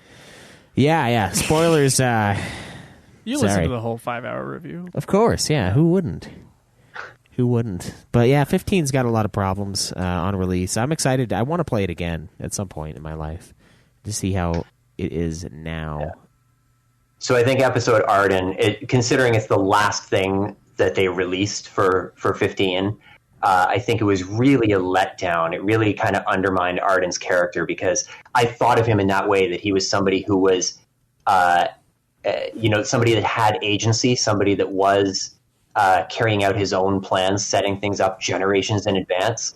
And then when you see the way that episode Arden plays out, he's kind of confronted by fate at the end of it, and they just kind of say, you're going to be our servant, you're going to do this the way that we want you to, and he just kind of says okay. He just kind of rolls over at the end of it, and it really bothered me. I really think it undermines his character. I'm disappointed that it's the last thing they released for 15. Really left a bad taste in my mouth after all that. Well, maybe that was Tabata being like, fuck you. Yeah. Right as he's leaving. Right as he's gone. Well, okay. We'll get to it. We'll see how we feel about it. Yeah, now that I'm next is 12. Let's get to Secret of Mana 2 or whatever. All right. Yeah. FF12. Number 9. I don't have a lot to criticize about this game. I think it's fantastic. It's probably the best of the new games. I love the world that it takes place in. I love I like how we're considering a 13-year-old game a new game. Yeah, numerically, yeah, for sure. Yeah, it's just like the voiceover era. I the guess. last 3. Yeah. So it's definitely in the first, 15 Final Fantasy games ever released, and there's 50 games. Yeah. Probably the first 20. First 20 at least. Yeah. Yeah, we can check that later, but all right, yeah, 15 or 12. Great game. Yeah. But only number 9. I'm wondering what the heck is it? Next I've got 13. 13, all right. It's like edging out 12. Why is that? These games are pretty much tied, I think. Okay. But I put 13 a little bit further ahead because I like the gameplay. Okay. I think it's not called Gambits in that one. No, it's the Paradigm. Paradigms is what I'm thinking of. That's really fun. It was fun how fast paced that was, and a new style of gameplay for the series. It was good. Yeah, it's great gameplay, but 12 has great gameplay too. I don't know, it's just totally different. Yeah, very different. Both pretty fun to play though. Yeah. All right, so what's your number 7? Type 0. Oh, fuck that. Whoa. All right. Type 0? Please Oh explain. Please explain. All right. We've talked about Type 0 enough. You can. Yeah, Type 0, it took me some time to get into because I played the Xbox 360 port. How is that different? Or was it Xbox One port? Anyways, so the frame, it was a PSP game originally, and I think the port onto a full system was a little bit clumsy.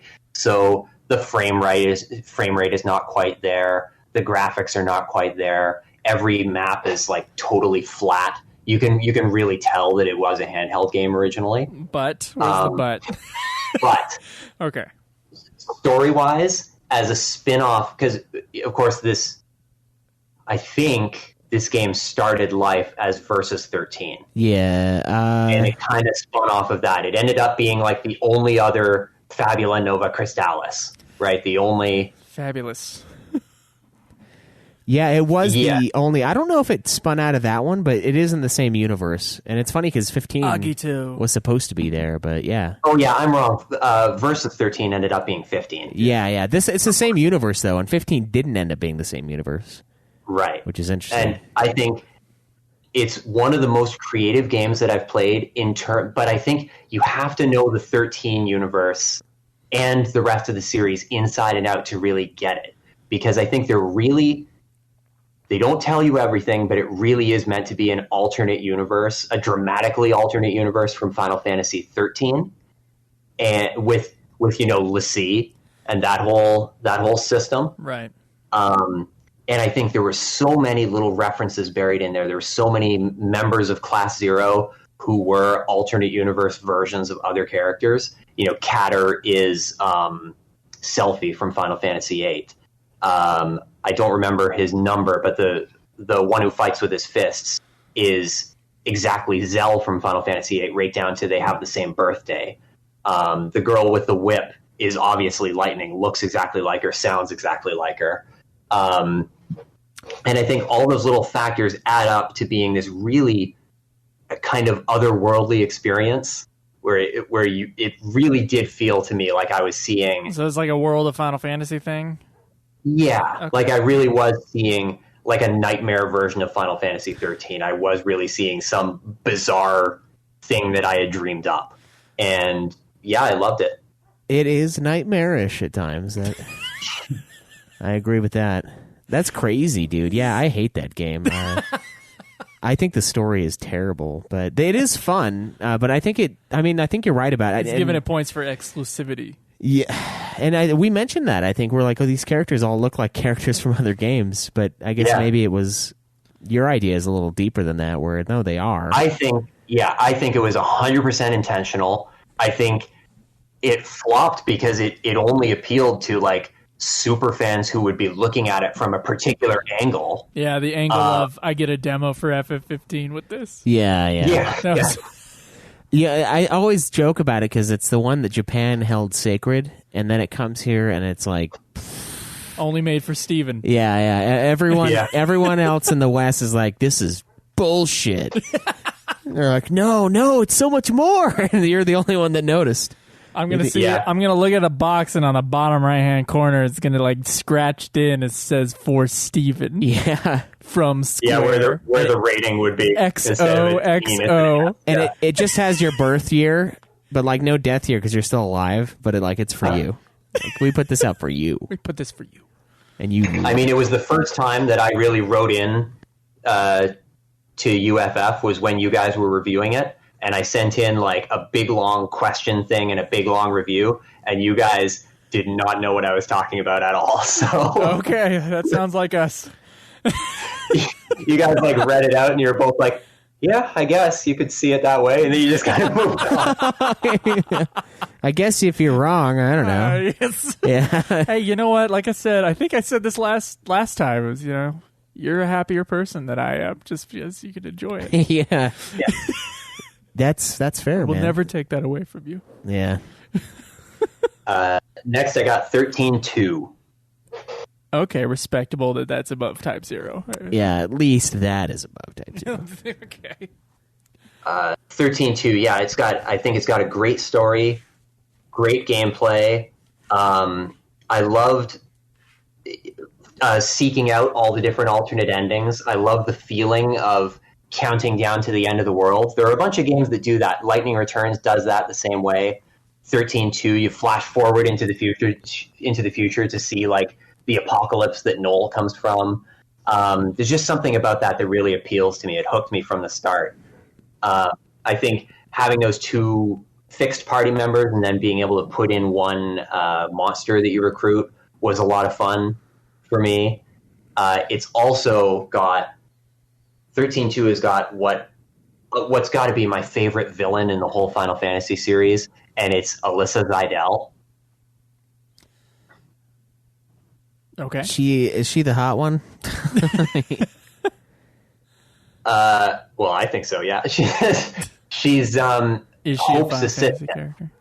Yes. She's Hope's assistant who, on the correct timeline, was supposed to die. That's right. Okay. And thank you. Due to all the time problems, she survives, and a friend of hers dies in her place. And you don't realize it as you're playing through the game, but she's sabotaging you along the way.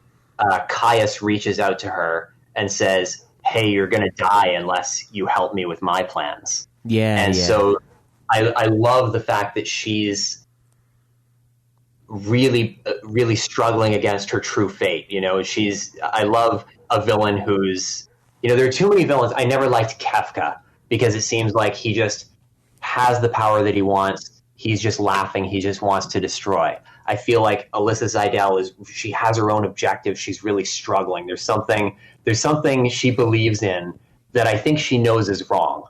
That staying alive at the expense of her friend and at the expense of Noel and Sarah. Yeah. But she makes that choice and goes for it anyways. And I just love that character. Yeah, I just remember when you find out she betrays you, I was like, what a bitch. Like that, and that's where I ended it. But you're like, oh man, it's so much more than that. I was like, she's just a fucking traitor. But that is true. I don't know. Yeah. If I was in that position, what choice would I make? Yeah. I like that she seems like she's got a real normal human weakness. Yeah. That's one of the things I agree with you on there is the whole Kefka thing. A lot of people really like him. They're like, well, he succeeded. And it's like, yeah, but he's kind of flat, as a character. Like, he's interesting, but... I mean, when you think of all the bad guys before 6... They weren't all that great, yeah. I think he is still a step above them. But yeah. Sure, he's... In terms of, like, character depth, he's no Sephiroth. Yeah, no, and that's the very next game, Yeah. But that's interesting, yeah. It's... Man, you got 2 things on here that... way more into it than us. Like, the fucking Type 0 and then her. What's ahead of 13? Oh, go ahead. Sorry. Next one on my list is Lightning Returns. We got people on here specifically for second opinions. So that's right. Yeah, that's right. Lightning Returns. Top 5. Yeah. And you said the story is garbage, and you had top 5.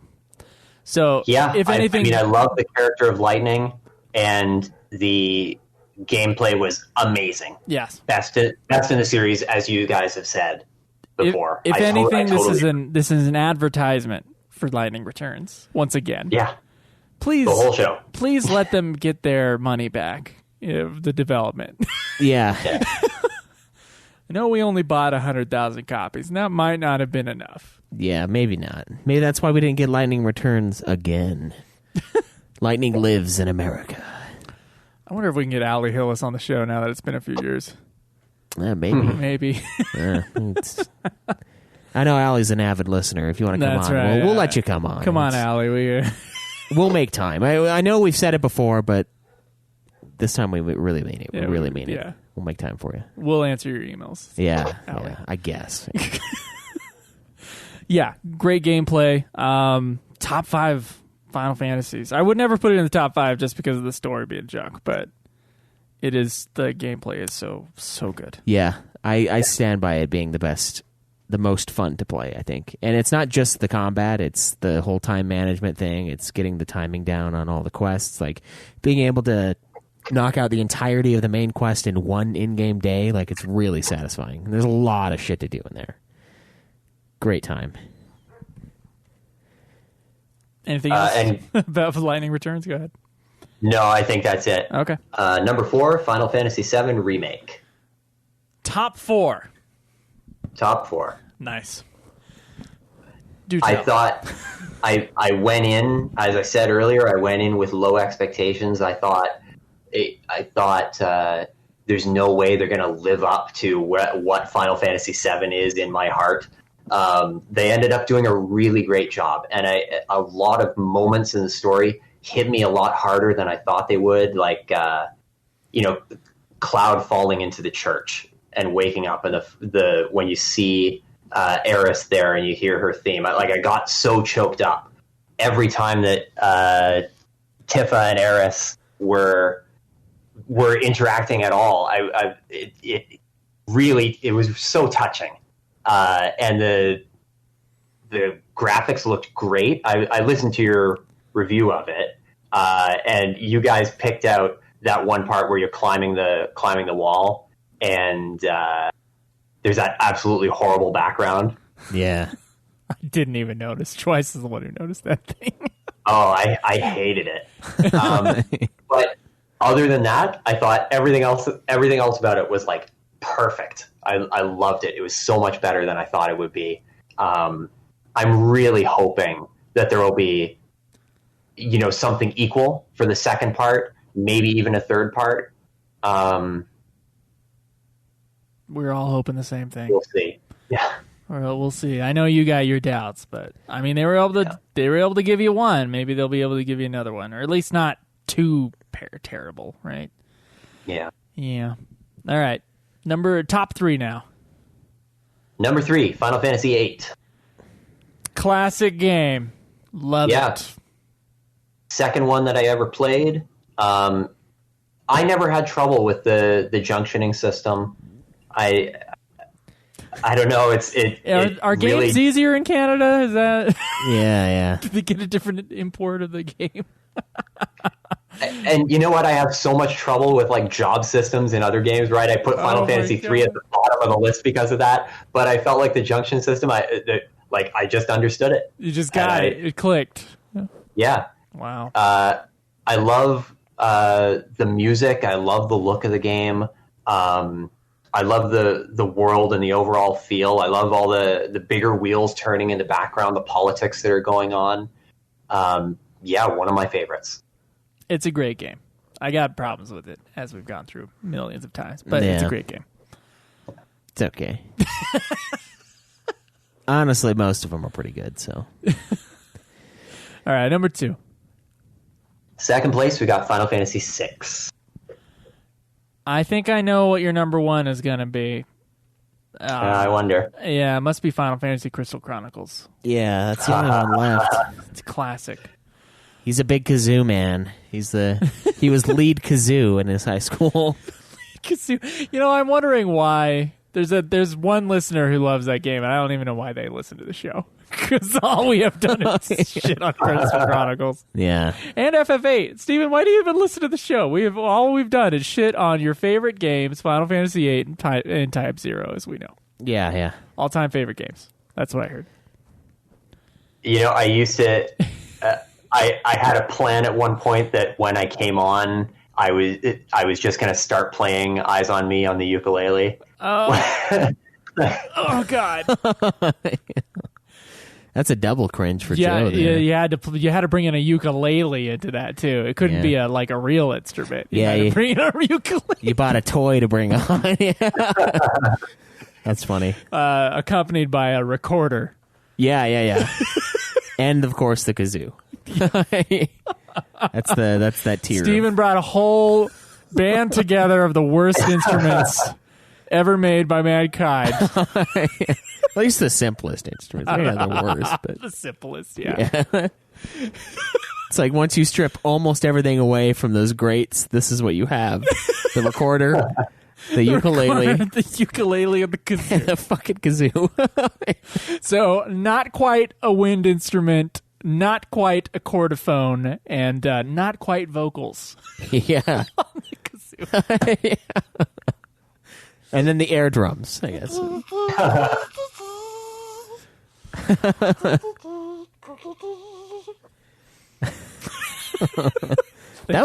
kazoo version of that, that's pretty sweet. Yeah, there you go. At least it won't have the words. Yeah, that's the worst part. Yeah, whenever said my words. Yeah. Even. Yeah. Yeah, so that's what I think about Final Fantasy VI. Yeah. All those things. Such a roller coaster of emotions in 6. I mean, 6, the music is perfect. Story's amazing. I always name Edgar Steven, and I always name Sellers Brooke. And it's one of my favorites. No argument here, man. It's a great game. Yeah, no, fantastic. And my number 1? Number 1, Dirge of Cerberus. Sorry, go ahead.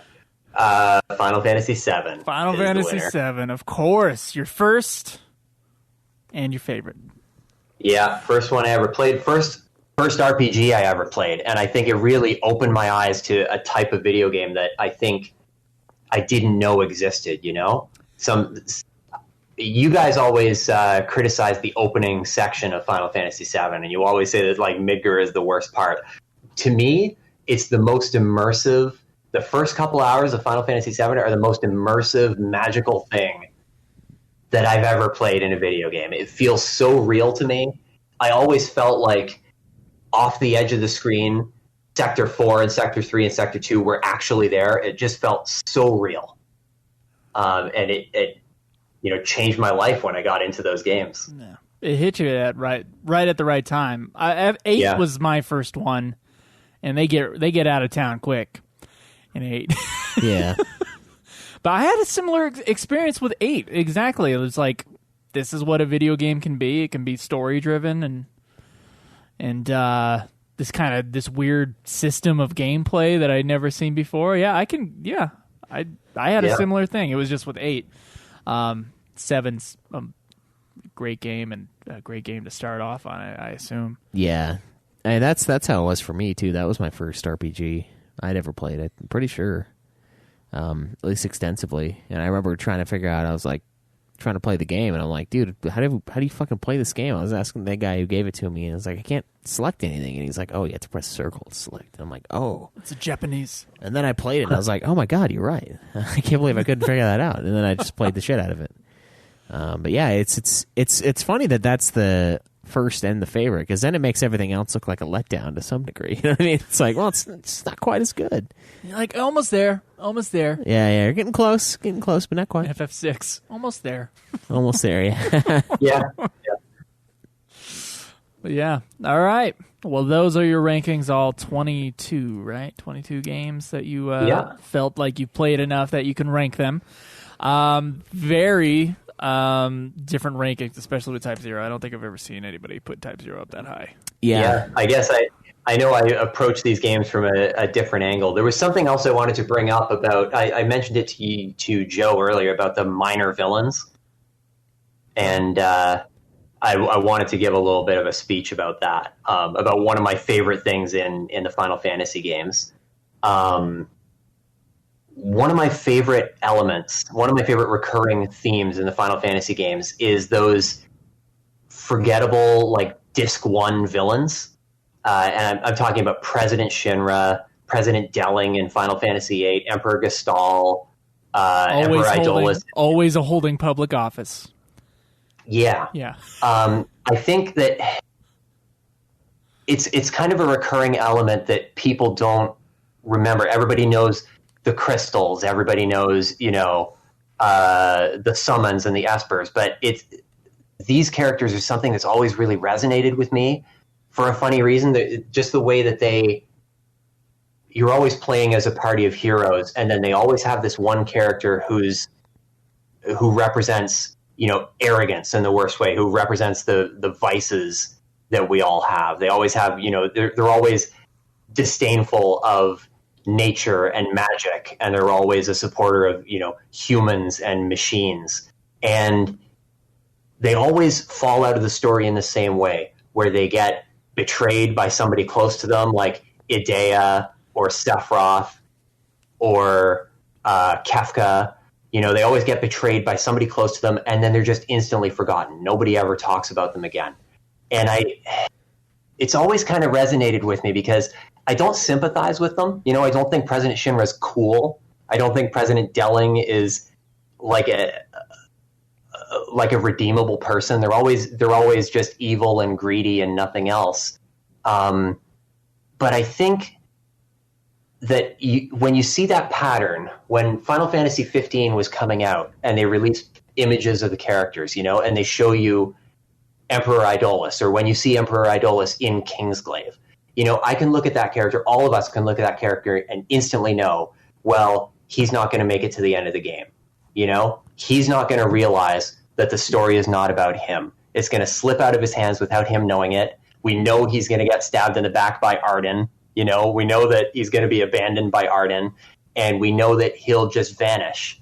And I don't know, to me, there's a poignancy there. There's something that I feel for those guys, even though they don't deserve it. Yeah, because the whole idea is to be the antagonist of your own story, but these guys are just NPCs in someone else's story. And in real life, as we exist here, that'd be pretty brutal if you found out that you're not really all that important. Like someone else that's nearby is the one, and you're just another cog in the overall scheme. That makes the bad guy often like an Iago character. Yeah. Twisting his web around the people that are supposed to have all the power. That's interesting. Yeah. I never really thought about kind of how often the series uses that. It's all the time. Yeah. Yeah. 10, 10 point. does it too. 2 does it. Anyways, yeah. Even Final Fantasy IV has like the king of Baron. They've always been there. These minor characters who have these evil plots, and then the story just kind of leaves them behind. It must be. It's something to use to make the world get bigger too, because then once you realize that the threat is more than just this smaller conflict. It's even bigger than that. It's something different. Yeah, there's some real unrest going on. That makes the game feel bigger too. The one piece of fan fiction I've ever written in my life was it's about President Delling from Final Fantasy VIII. He was one that always fascinated me because he seems to be working so closely with Idea, and President Delling, according to the story, he got to the place where he is. He got to be the president for life from fighting a sorceress, from quote unquote winning the war against Sorceress Adele. And now we see him pairing up with Sorceress Idea. And, the last thing before he dies, when Idea turns on him, he asks her if she's all right. He says, Idea, are you all right? That's the last words that he says. And it's like, so he's not mind controlled. He doesn't just stand there and get killed. He thinks he's cooperating with her. He thinks they're working together towards something. And that just always really intrigued me. So I think it was 2 years ago now. I wrote kind of the first disc of Final Fantasy VIII from his perspective. All right. Was it called Sorceress's Fool, Dear Mr. President, a Final Fantasy VIII fanfic, The New Ultimacia, or something else? It is called Cactus Jack. It's called Cactus Jack. Okay, here's the one that I was hoping it was. Renoa felt her voice falter as President Deling looked her up and down, as if sizing her up, seemingly unfazed by his predicament. Ah, yes, the Timber Owls. Schweiss did some quick Googling while you were saying you wrote a fan fiction about President Deling, because there couldn't possibly be that many. But then we found out there was actually a few. Yeah, there's like at least 6. So wait, it was called Cactuars what? It's called Cactus Jack. Cactus Jack. It's which is apparently the name of the Galbadian national anthem. Do we hear the Galbadian national anthem? Yeah, it's when he goes on TV and that part where he gives a speech and then Cypher breaks in and takes President Delling hostage. Okay.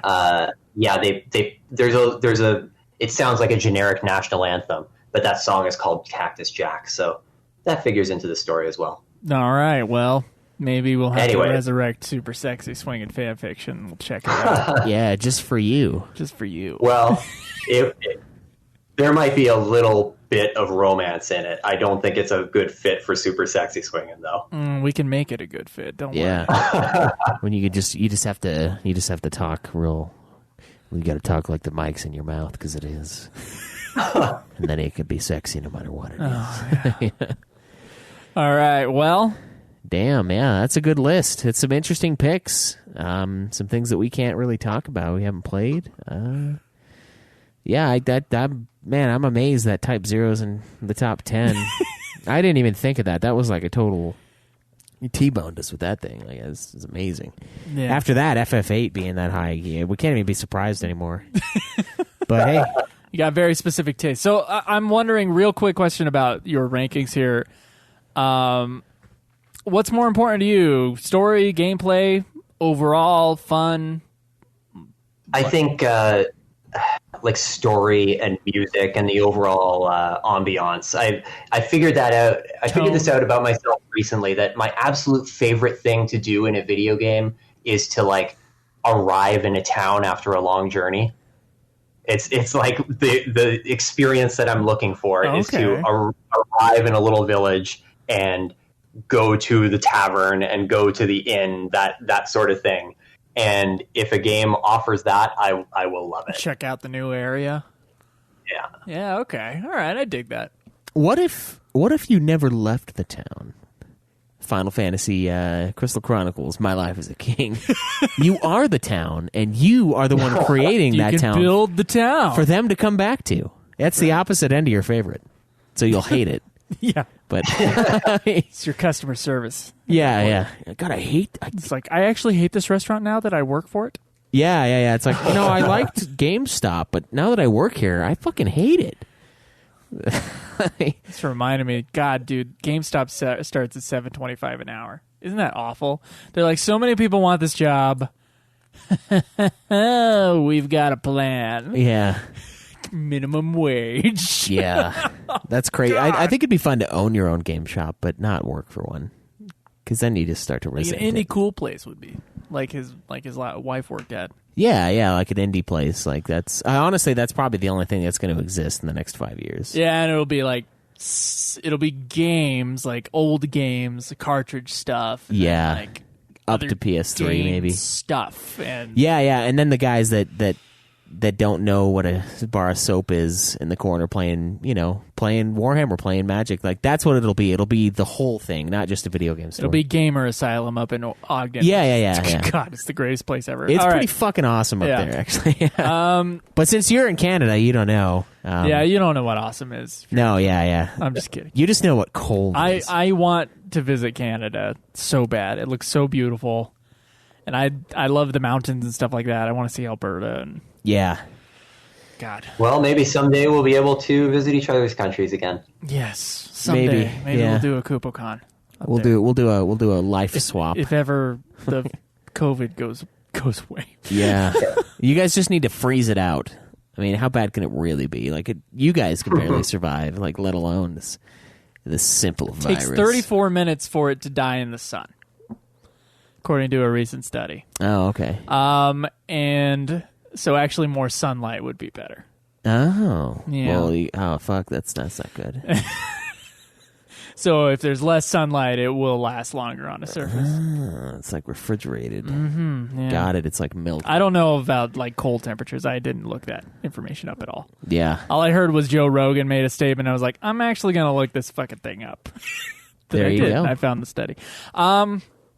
Okay, are you ready for Stump the Host, Steven? Yeah, let's do it. Okay.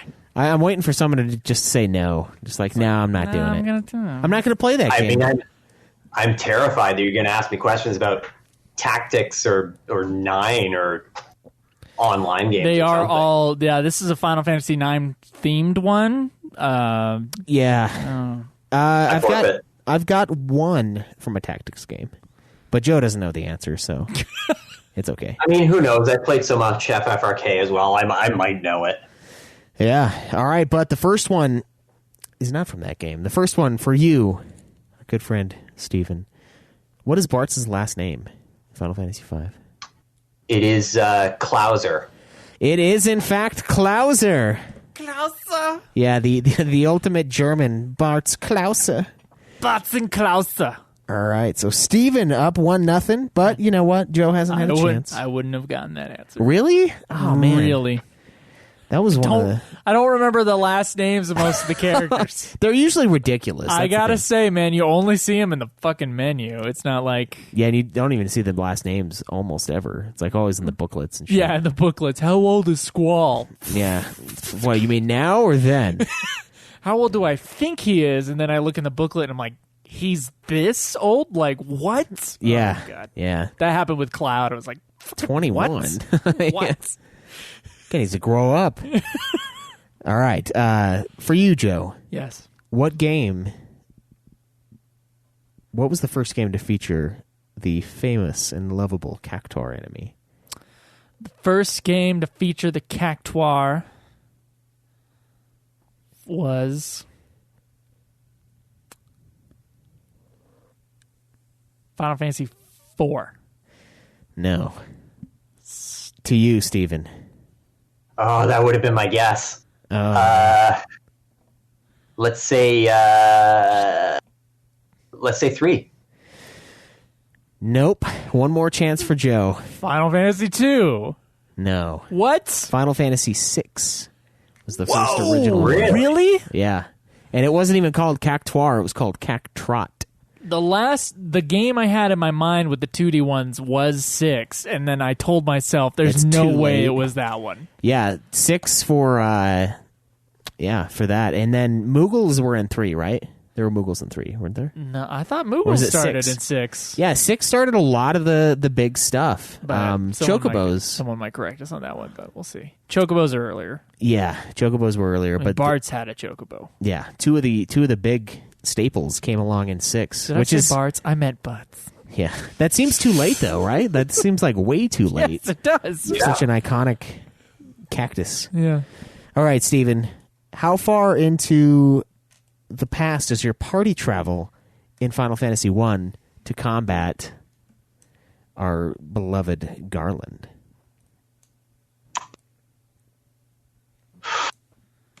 I have no idea. 300 years. It's not 300 years. 2000. It is 2000. It's the one of like 2 times One that it's time not. that it's not 1,000. It's not 1,000. I almost wrote down 1,000 when I wrote that question, and I was like, wait a minute, I got to look this up because I think it might not be. It's 2,000 years, baby. Every other thing, though, in the series, it's like 1,000 years ago. It's like, really? To the day? Like, to the year? That's crazy. Good job, Joe.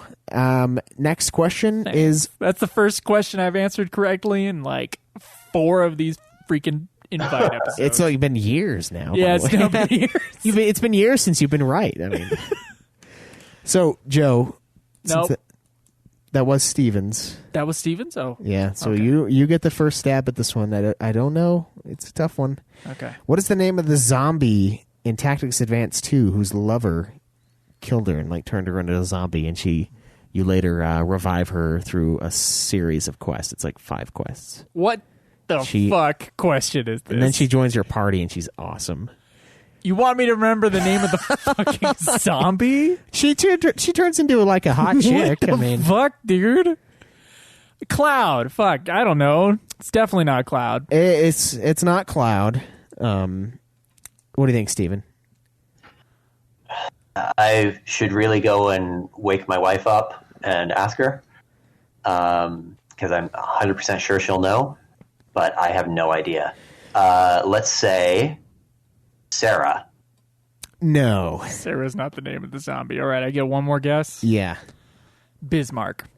No. Oh, okay. All right. Fremelda is the name of the Fermelda, zombie. of course. Fermelda. How could you forget? Yeah, How could I possibly forget? it's one of my favorite little sub quests in these games was Fremelda. I thought it was really cool. It was like a series of quests where you do not remember this at all. it's a sub quest. It's a side quest thing. Okay, so I probably didn't do it. probably If it was didn't a do it. tactics one. Okay. It's Tactics A2.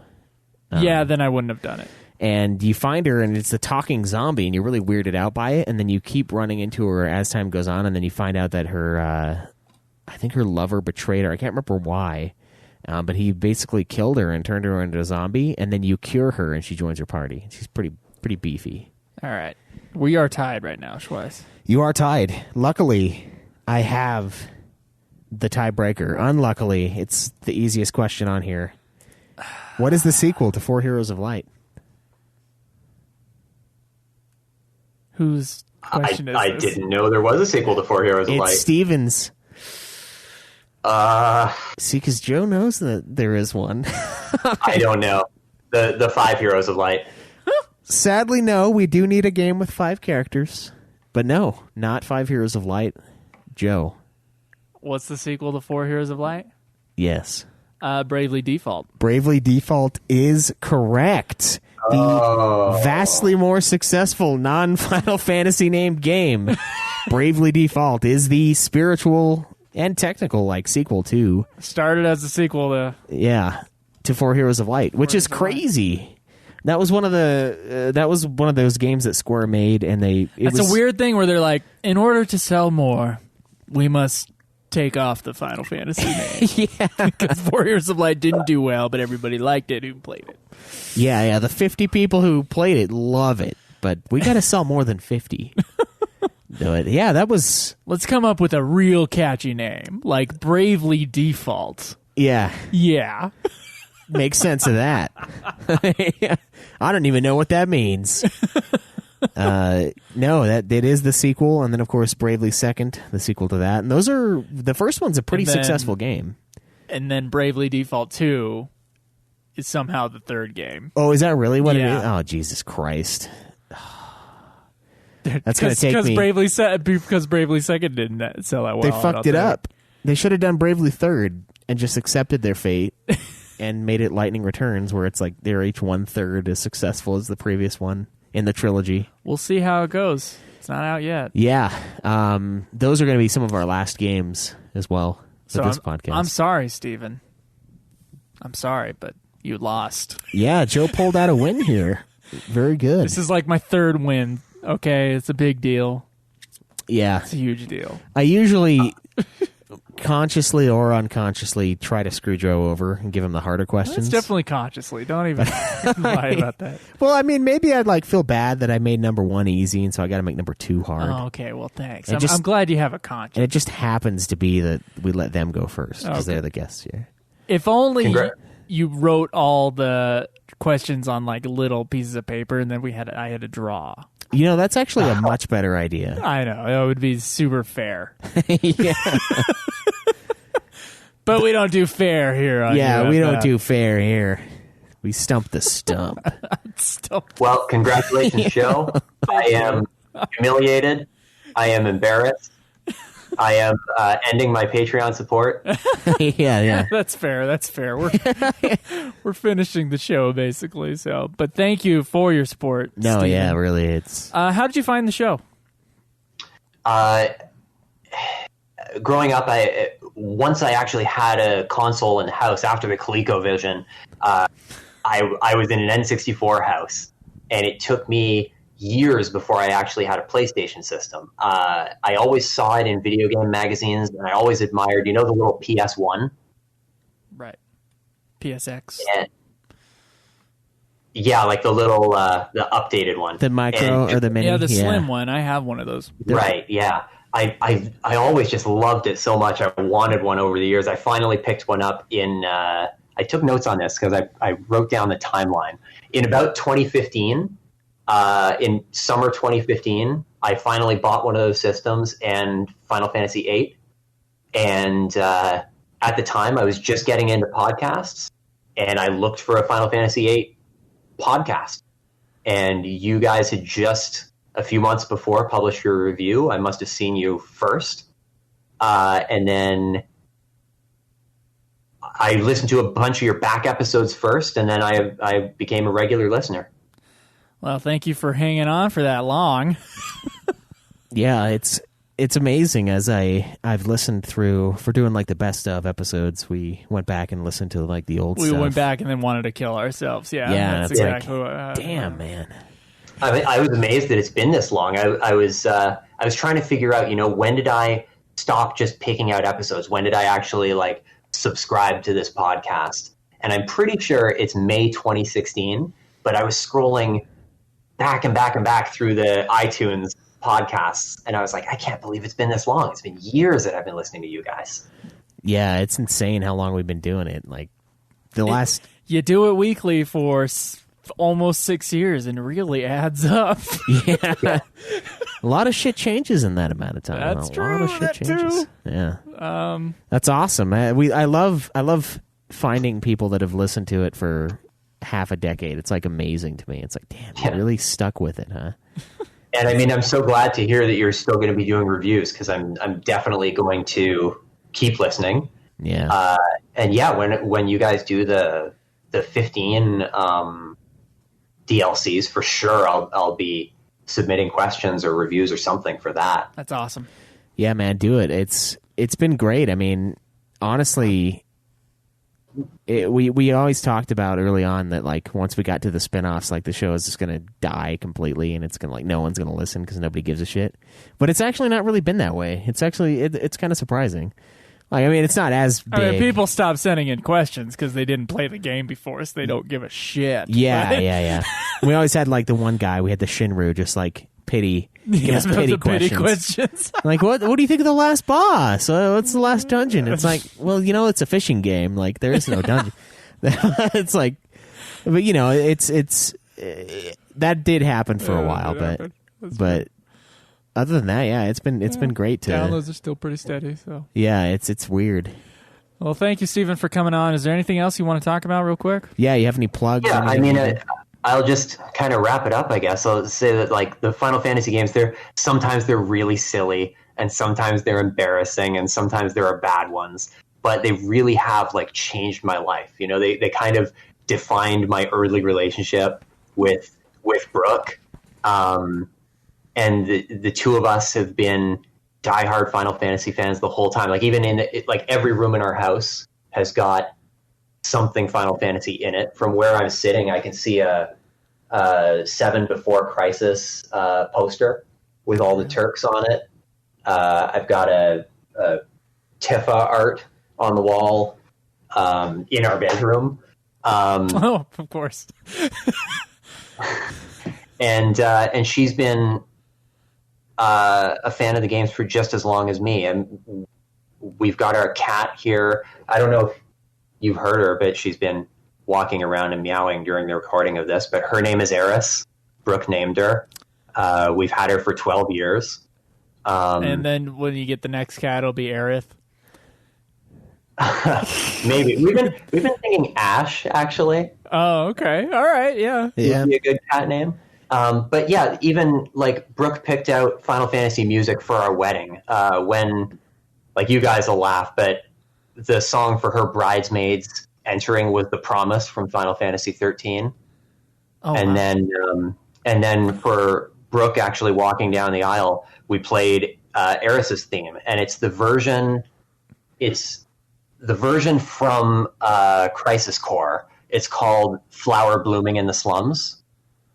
Okay. And it's kind of a scaled back kind of version that's just like a rhythm guitar, and it's a really nice stripped down version. There's a really nice romantic sound to it. So check it out, Crisis Core, "Flower Blooming in the Slums." That's what Brooke wanted to walk down the aisle to. So it's been a huge part of our lives. Schweiss had 2 Xanark in play. Yeah. I mean, that's a beautiful one too. That's perfect. It was either like, oh, this is a cool song, or like the guy's like kind of laughing, like, oh shit, he's playing a Final Fantasy song.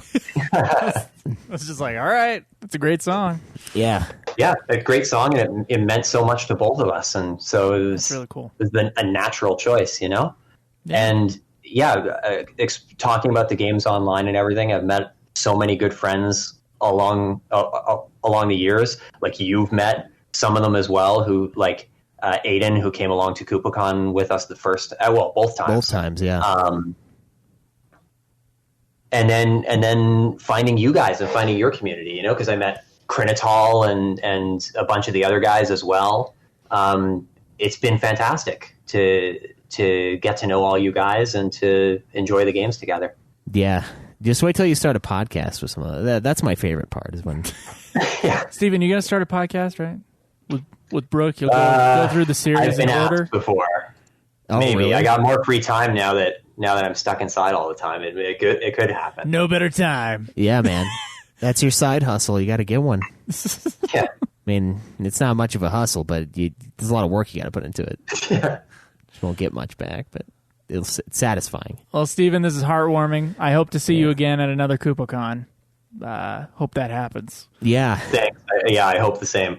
Yeah. Or just, if that doesn't work out, just have a UFF con.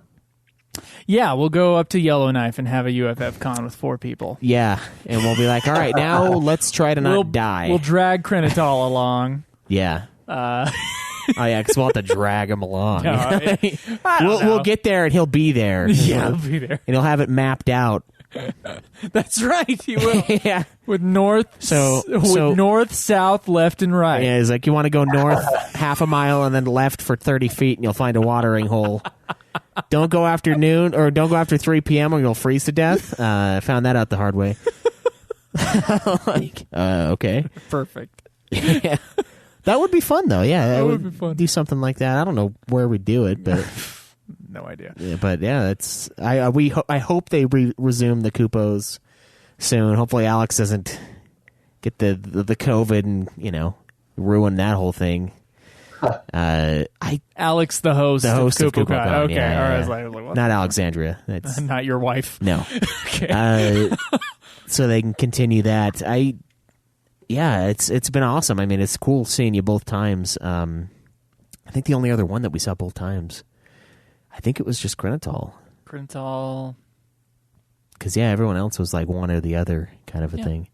That's awesome, though. I hope we can do it again. Hopefully, it's not too far for you, because we were trying to talk him into California. It's like hey, if you want to you want to go where all the downloads are, you gotta go to California. We'll see. Yeah. But yeah, you guys are great. It's been a fantastic podcast, only getting better as it goes on. Now that we've slowed down, now's the time. Yeah. Well, thank you, Stephen. I think that's going to be it for today. Yeah. Do you have any plugs? Are you on social media? Do you want people to check you out, or you want them to leave you alone? No, you can check me out if you want. It's the name on most social media is Quenraid. It's CWENRAED, and that's my profile on Instagram and Twitter and Facebook as well. And don't forget fanfiction.net. Yeah. As well. Yeah, that's my name on there too. Yeah, on fanfiction.net. Got it right in front of me. Don't worry, bud. Yeah, we found it. We found it. On Xbox, I'm Nodbuggy, NOD space BUGGY, and that's like the crappiest unit in Command and Conquer. Okay. And I'm on PlayStation 2, but I share that account with my wife, and I don't remember what the name of it is. It's probably Data Nully, which is what her name that she uses everywhere. But yeah, that's where to find me. There you go. Perfect. Cool. Yeah, thanks, man, and thanks for all the kind words. Glad we could finally get you on. I mean, we've been planning on doing this for fucking ages, but we had to wait for the right time, and the right time was today. We had to wait for COVID. Yeah. We had to wait for COVID to happen. That's right. But yeah, thank you for coming on. I know you got work in the morning, so we're gonna end it here. Thank you guys for joining us. Steven, you want to sign us off? Good night, guys. Let's mosey. Say enjoy. Oh yeah, let's enjoy the closed borders COVID-19 quarantine grind.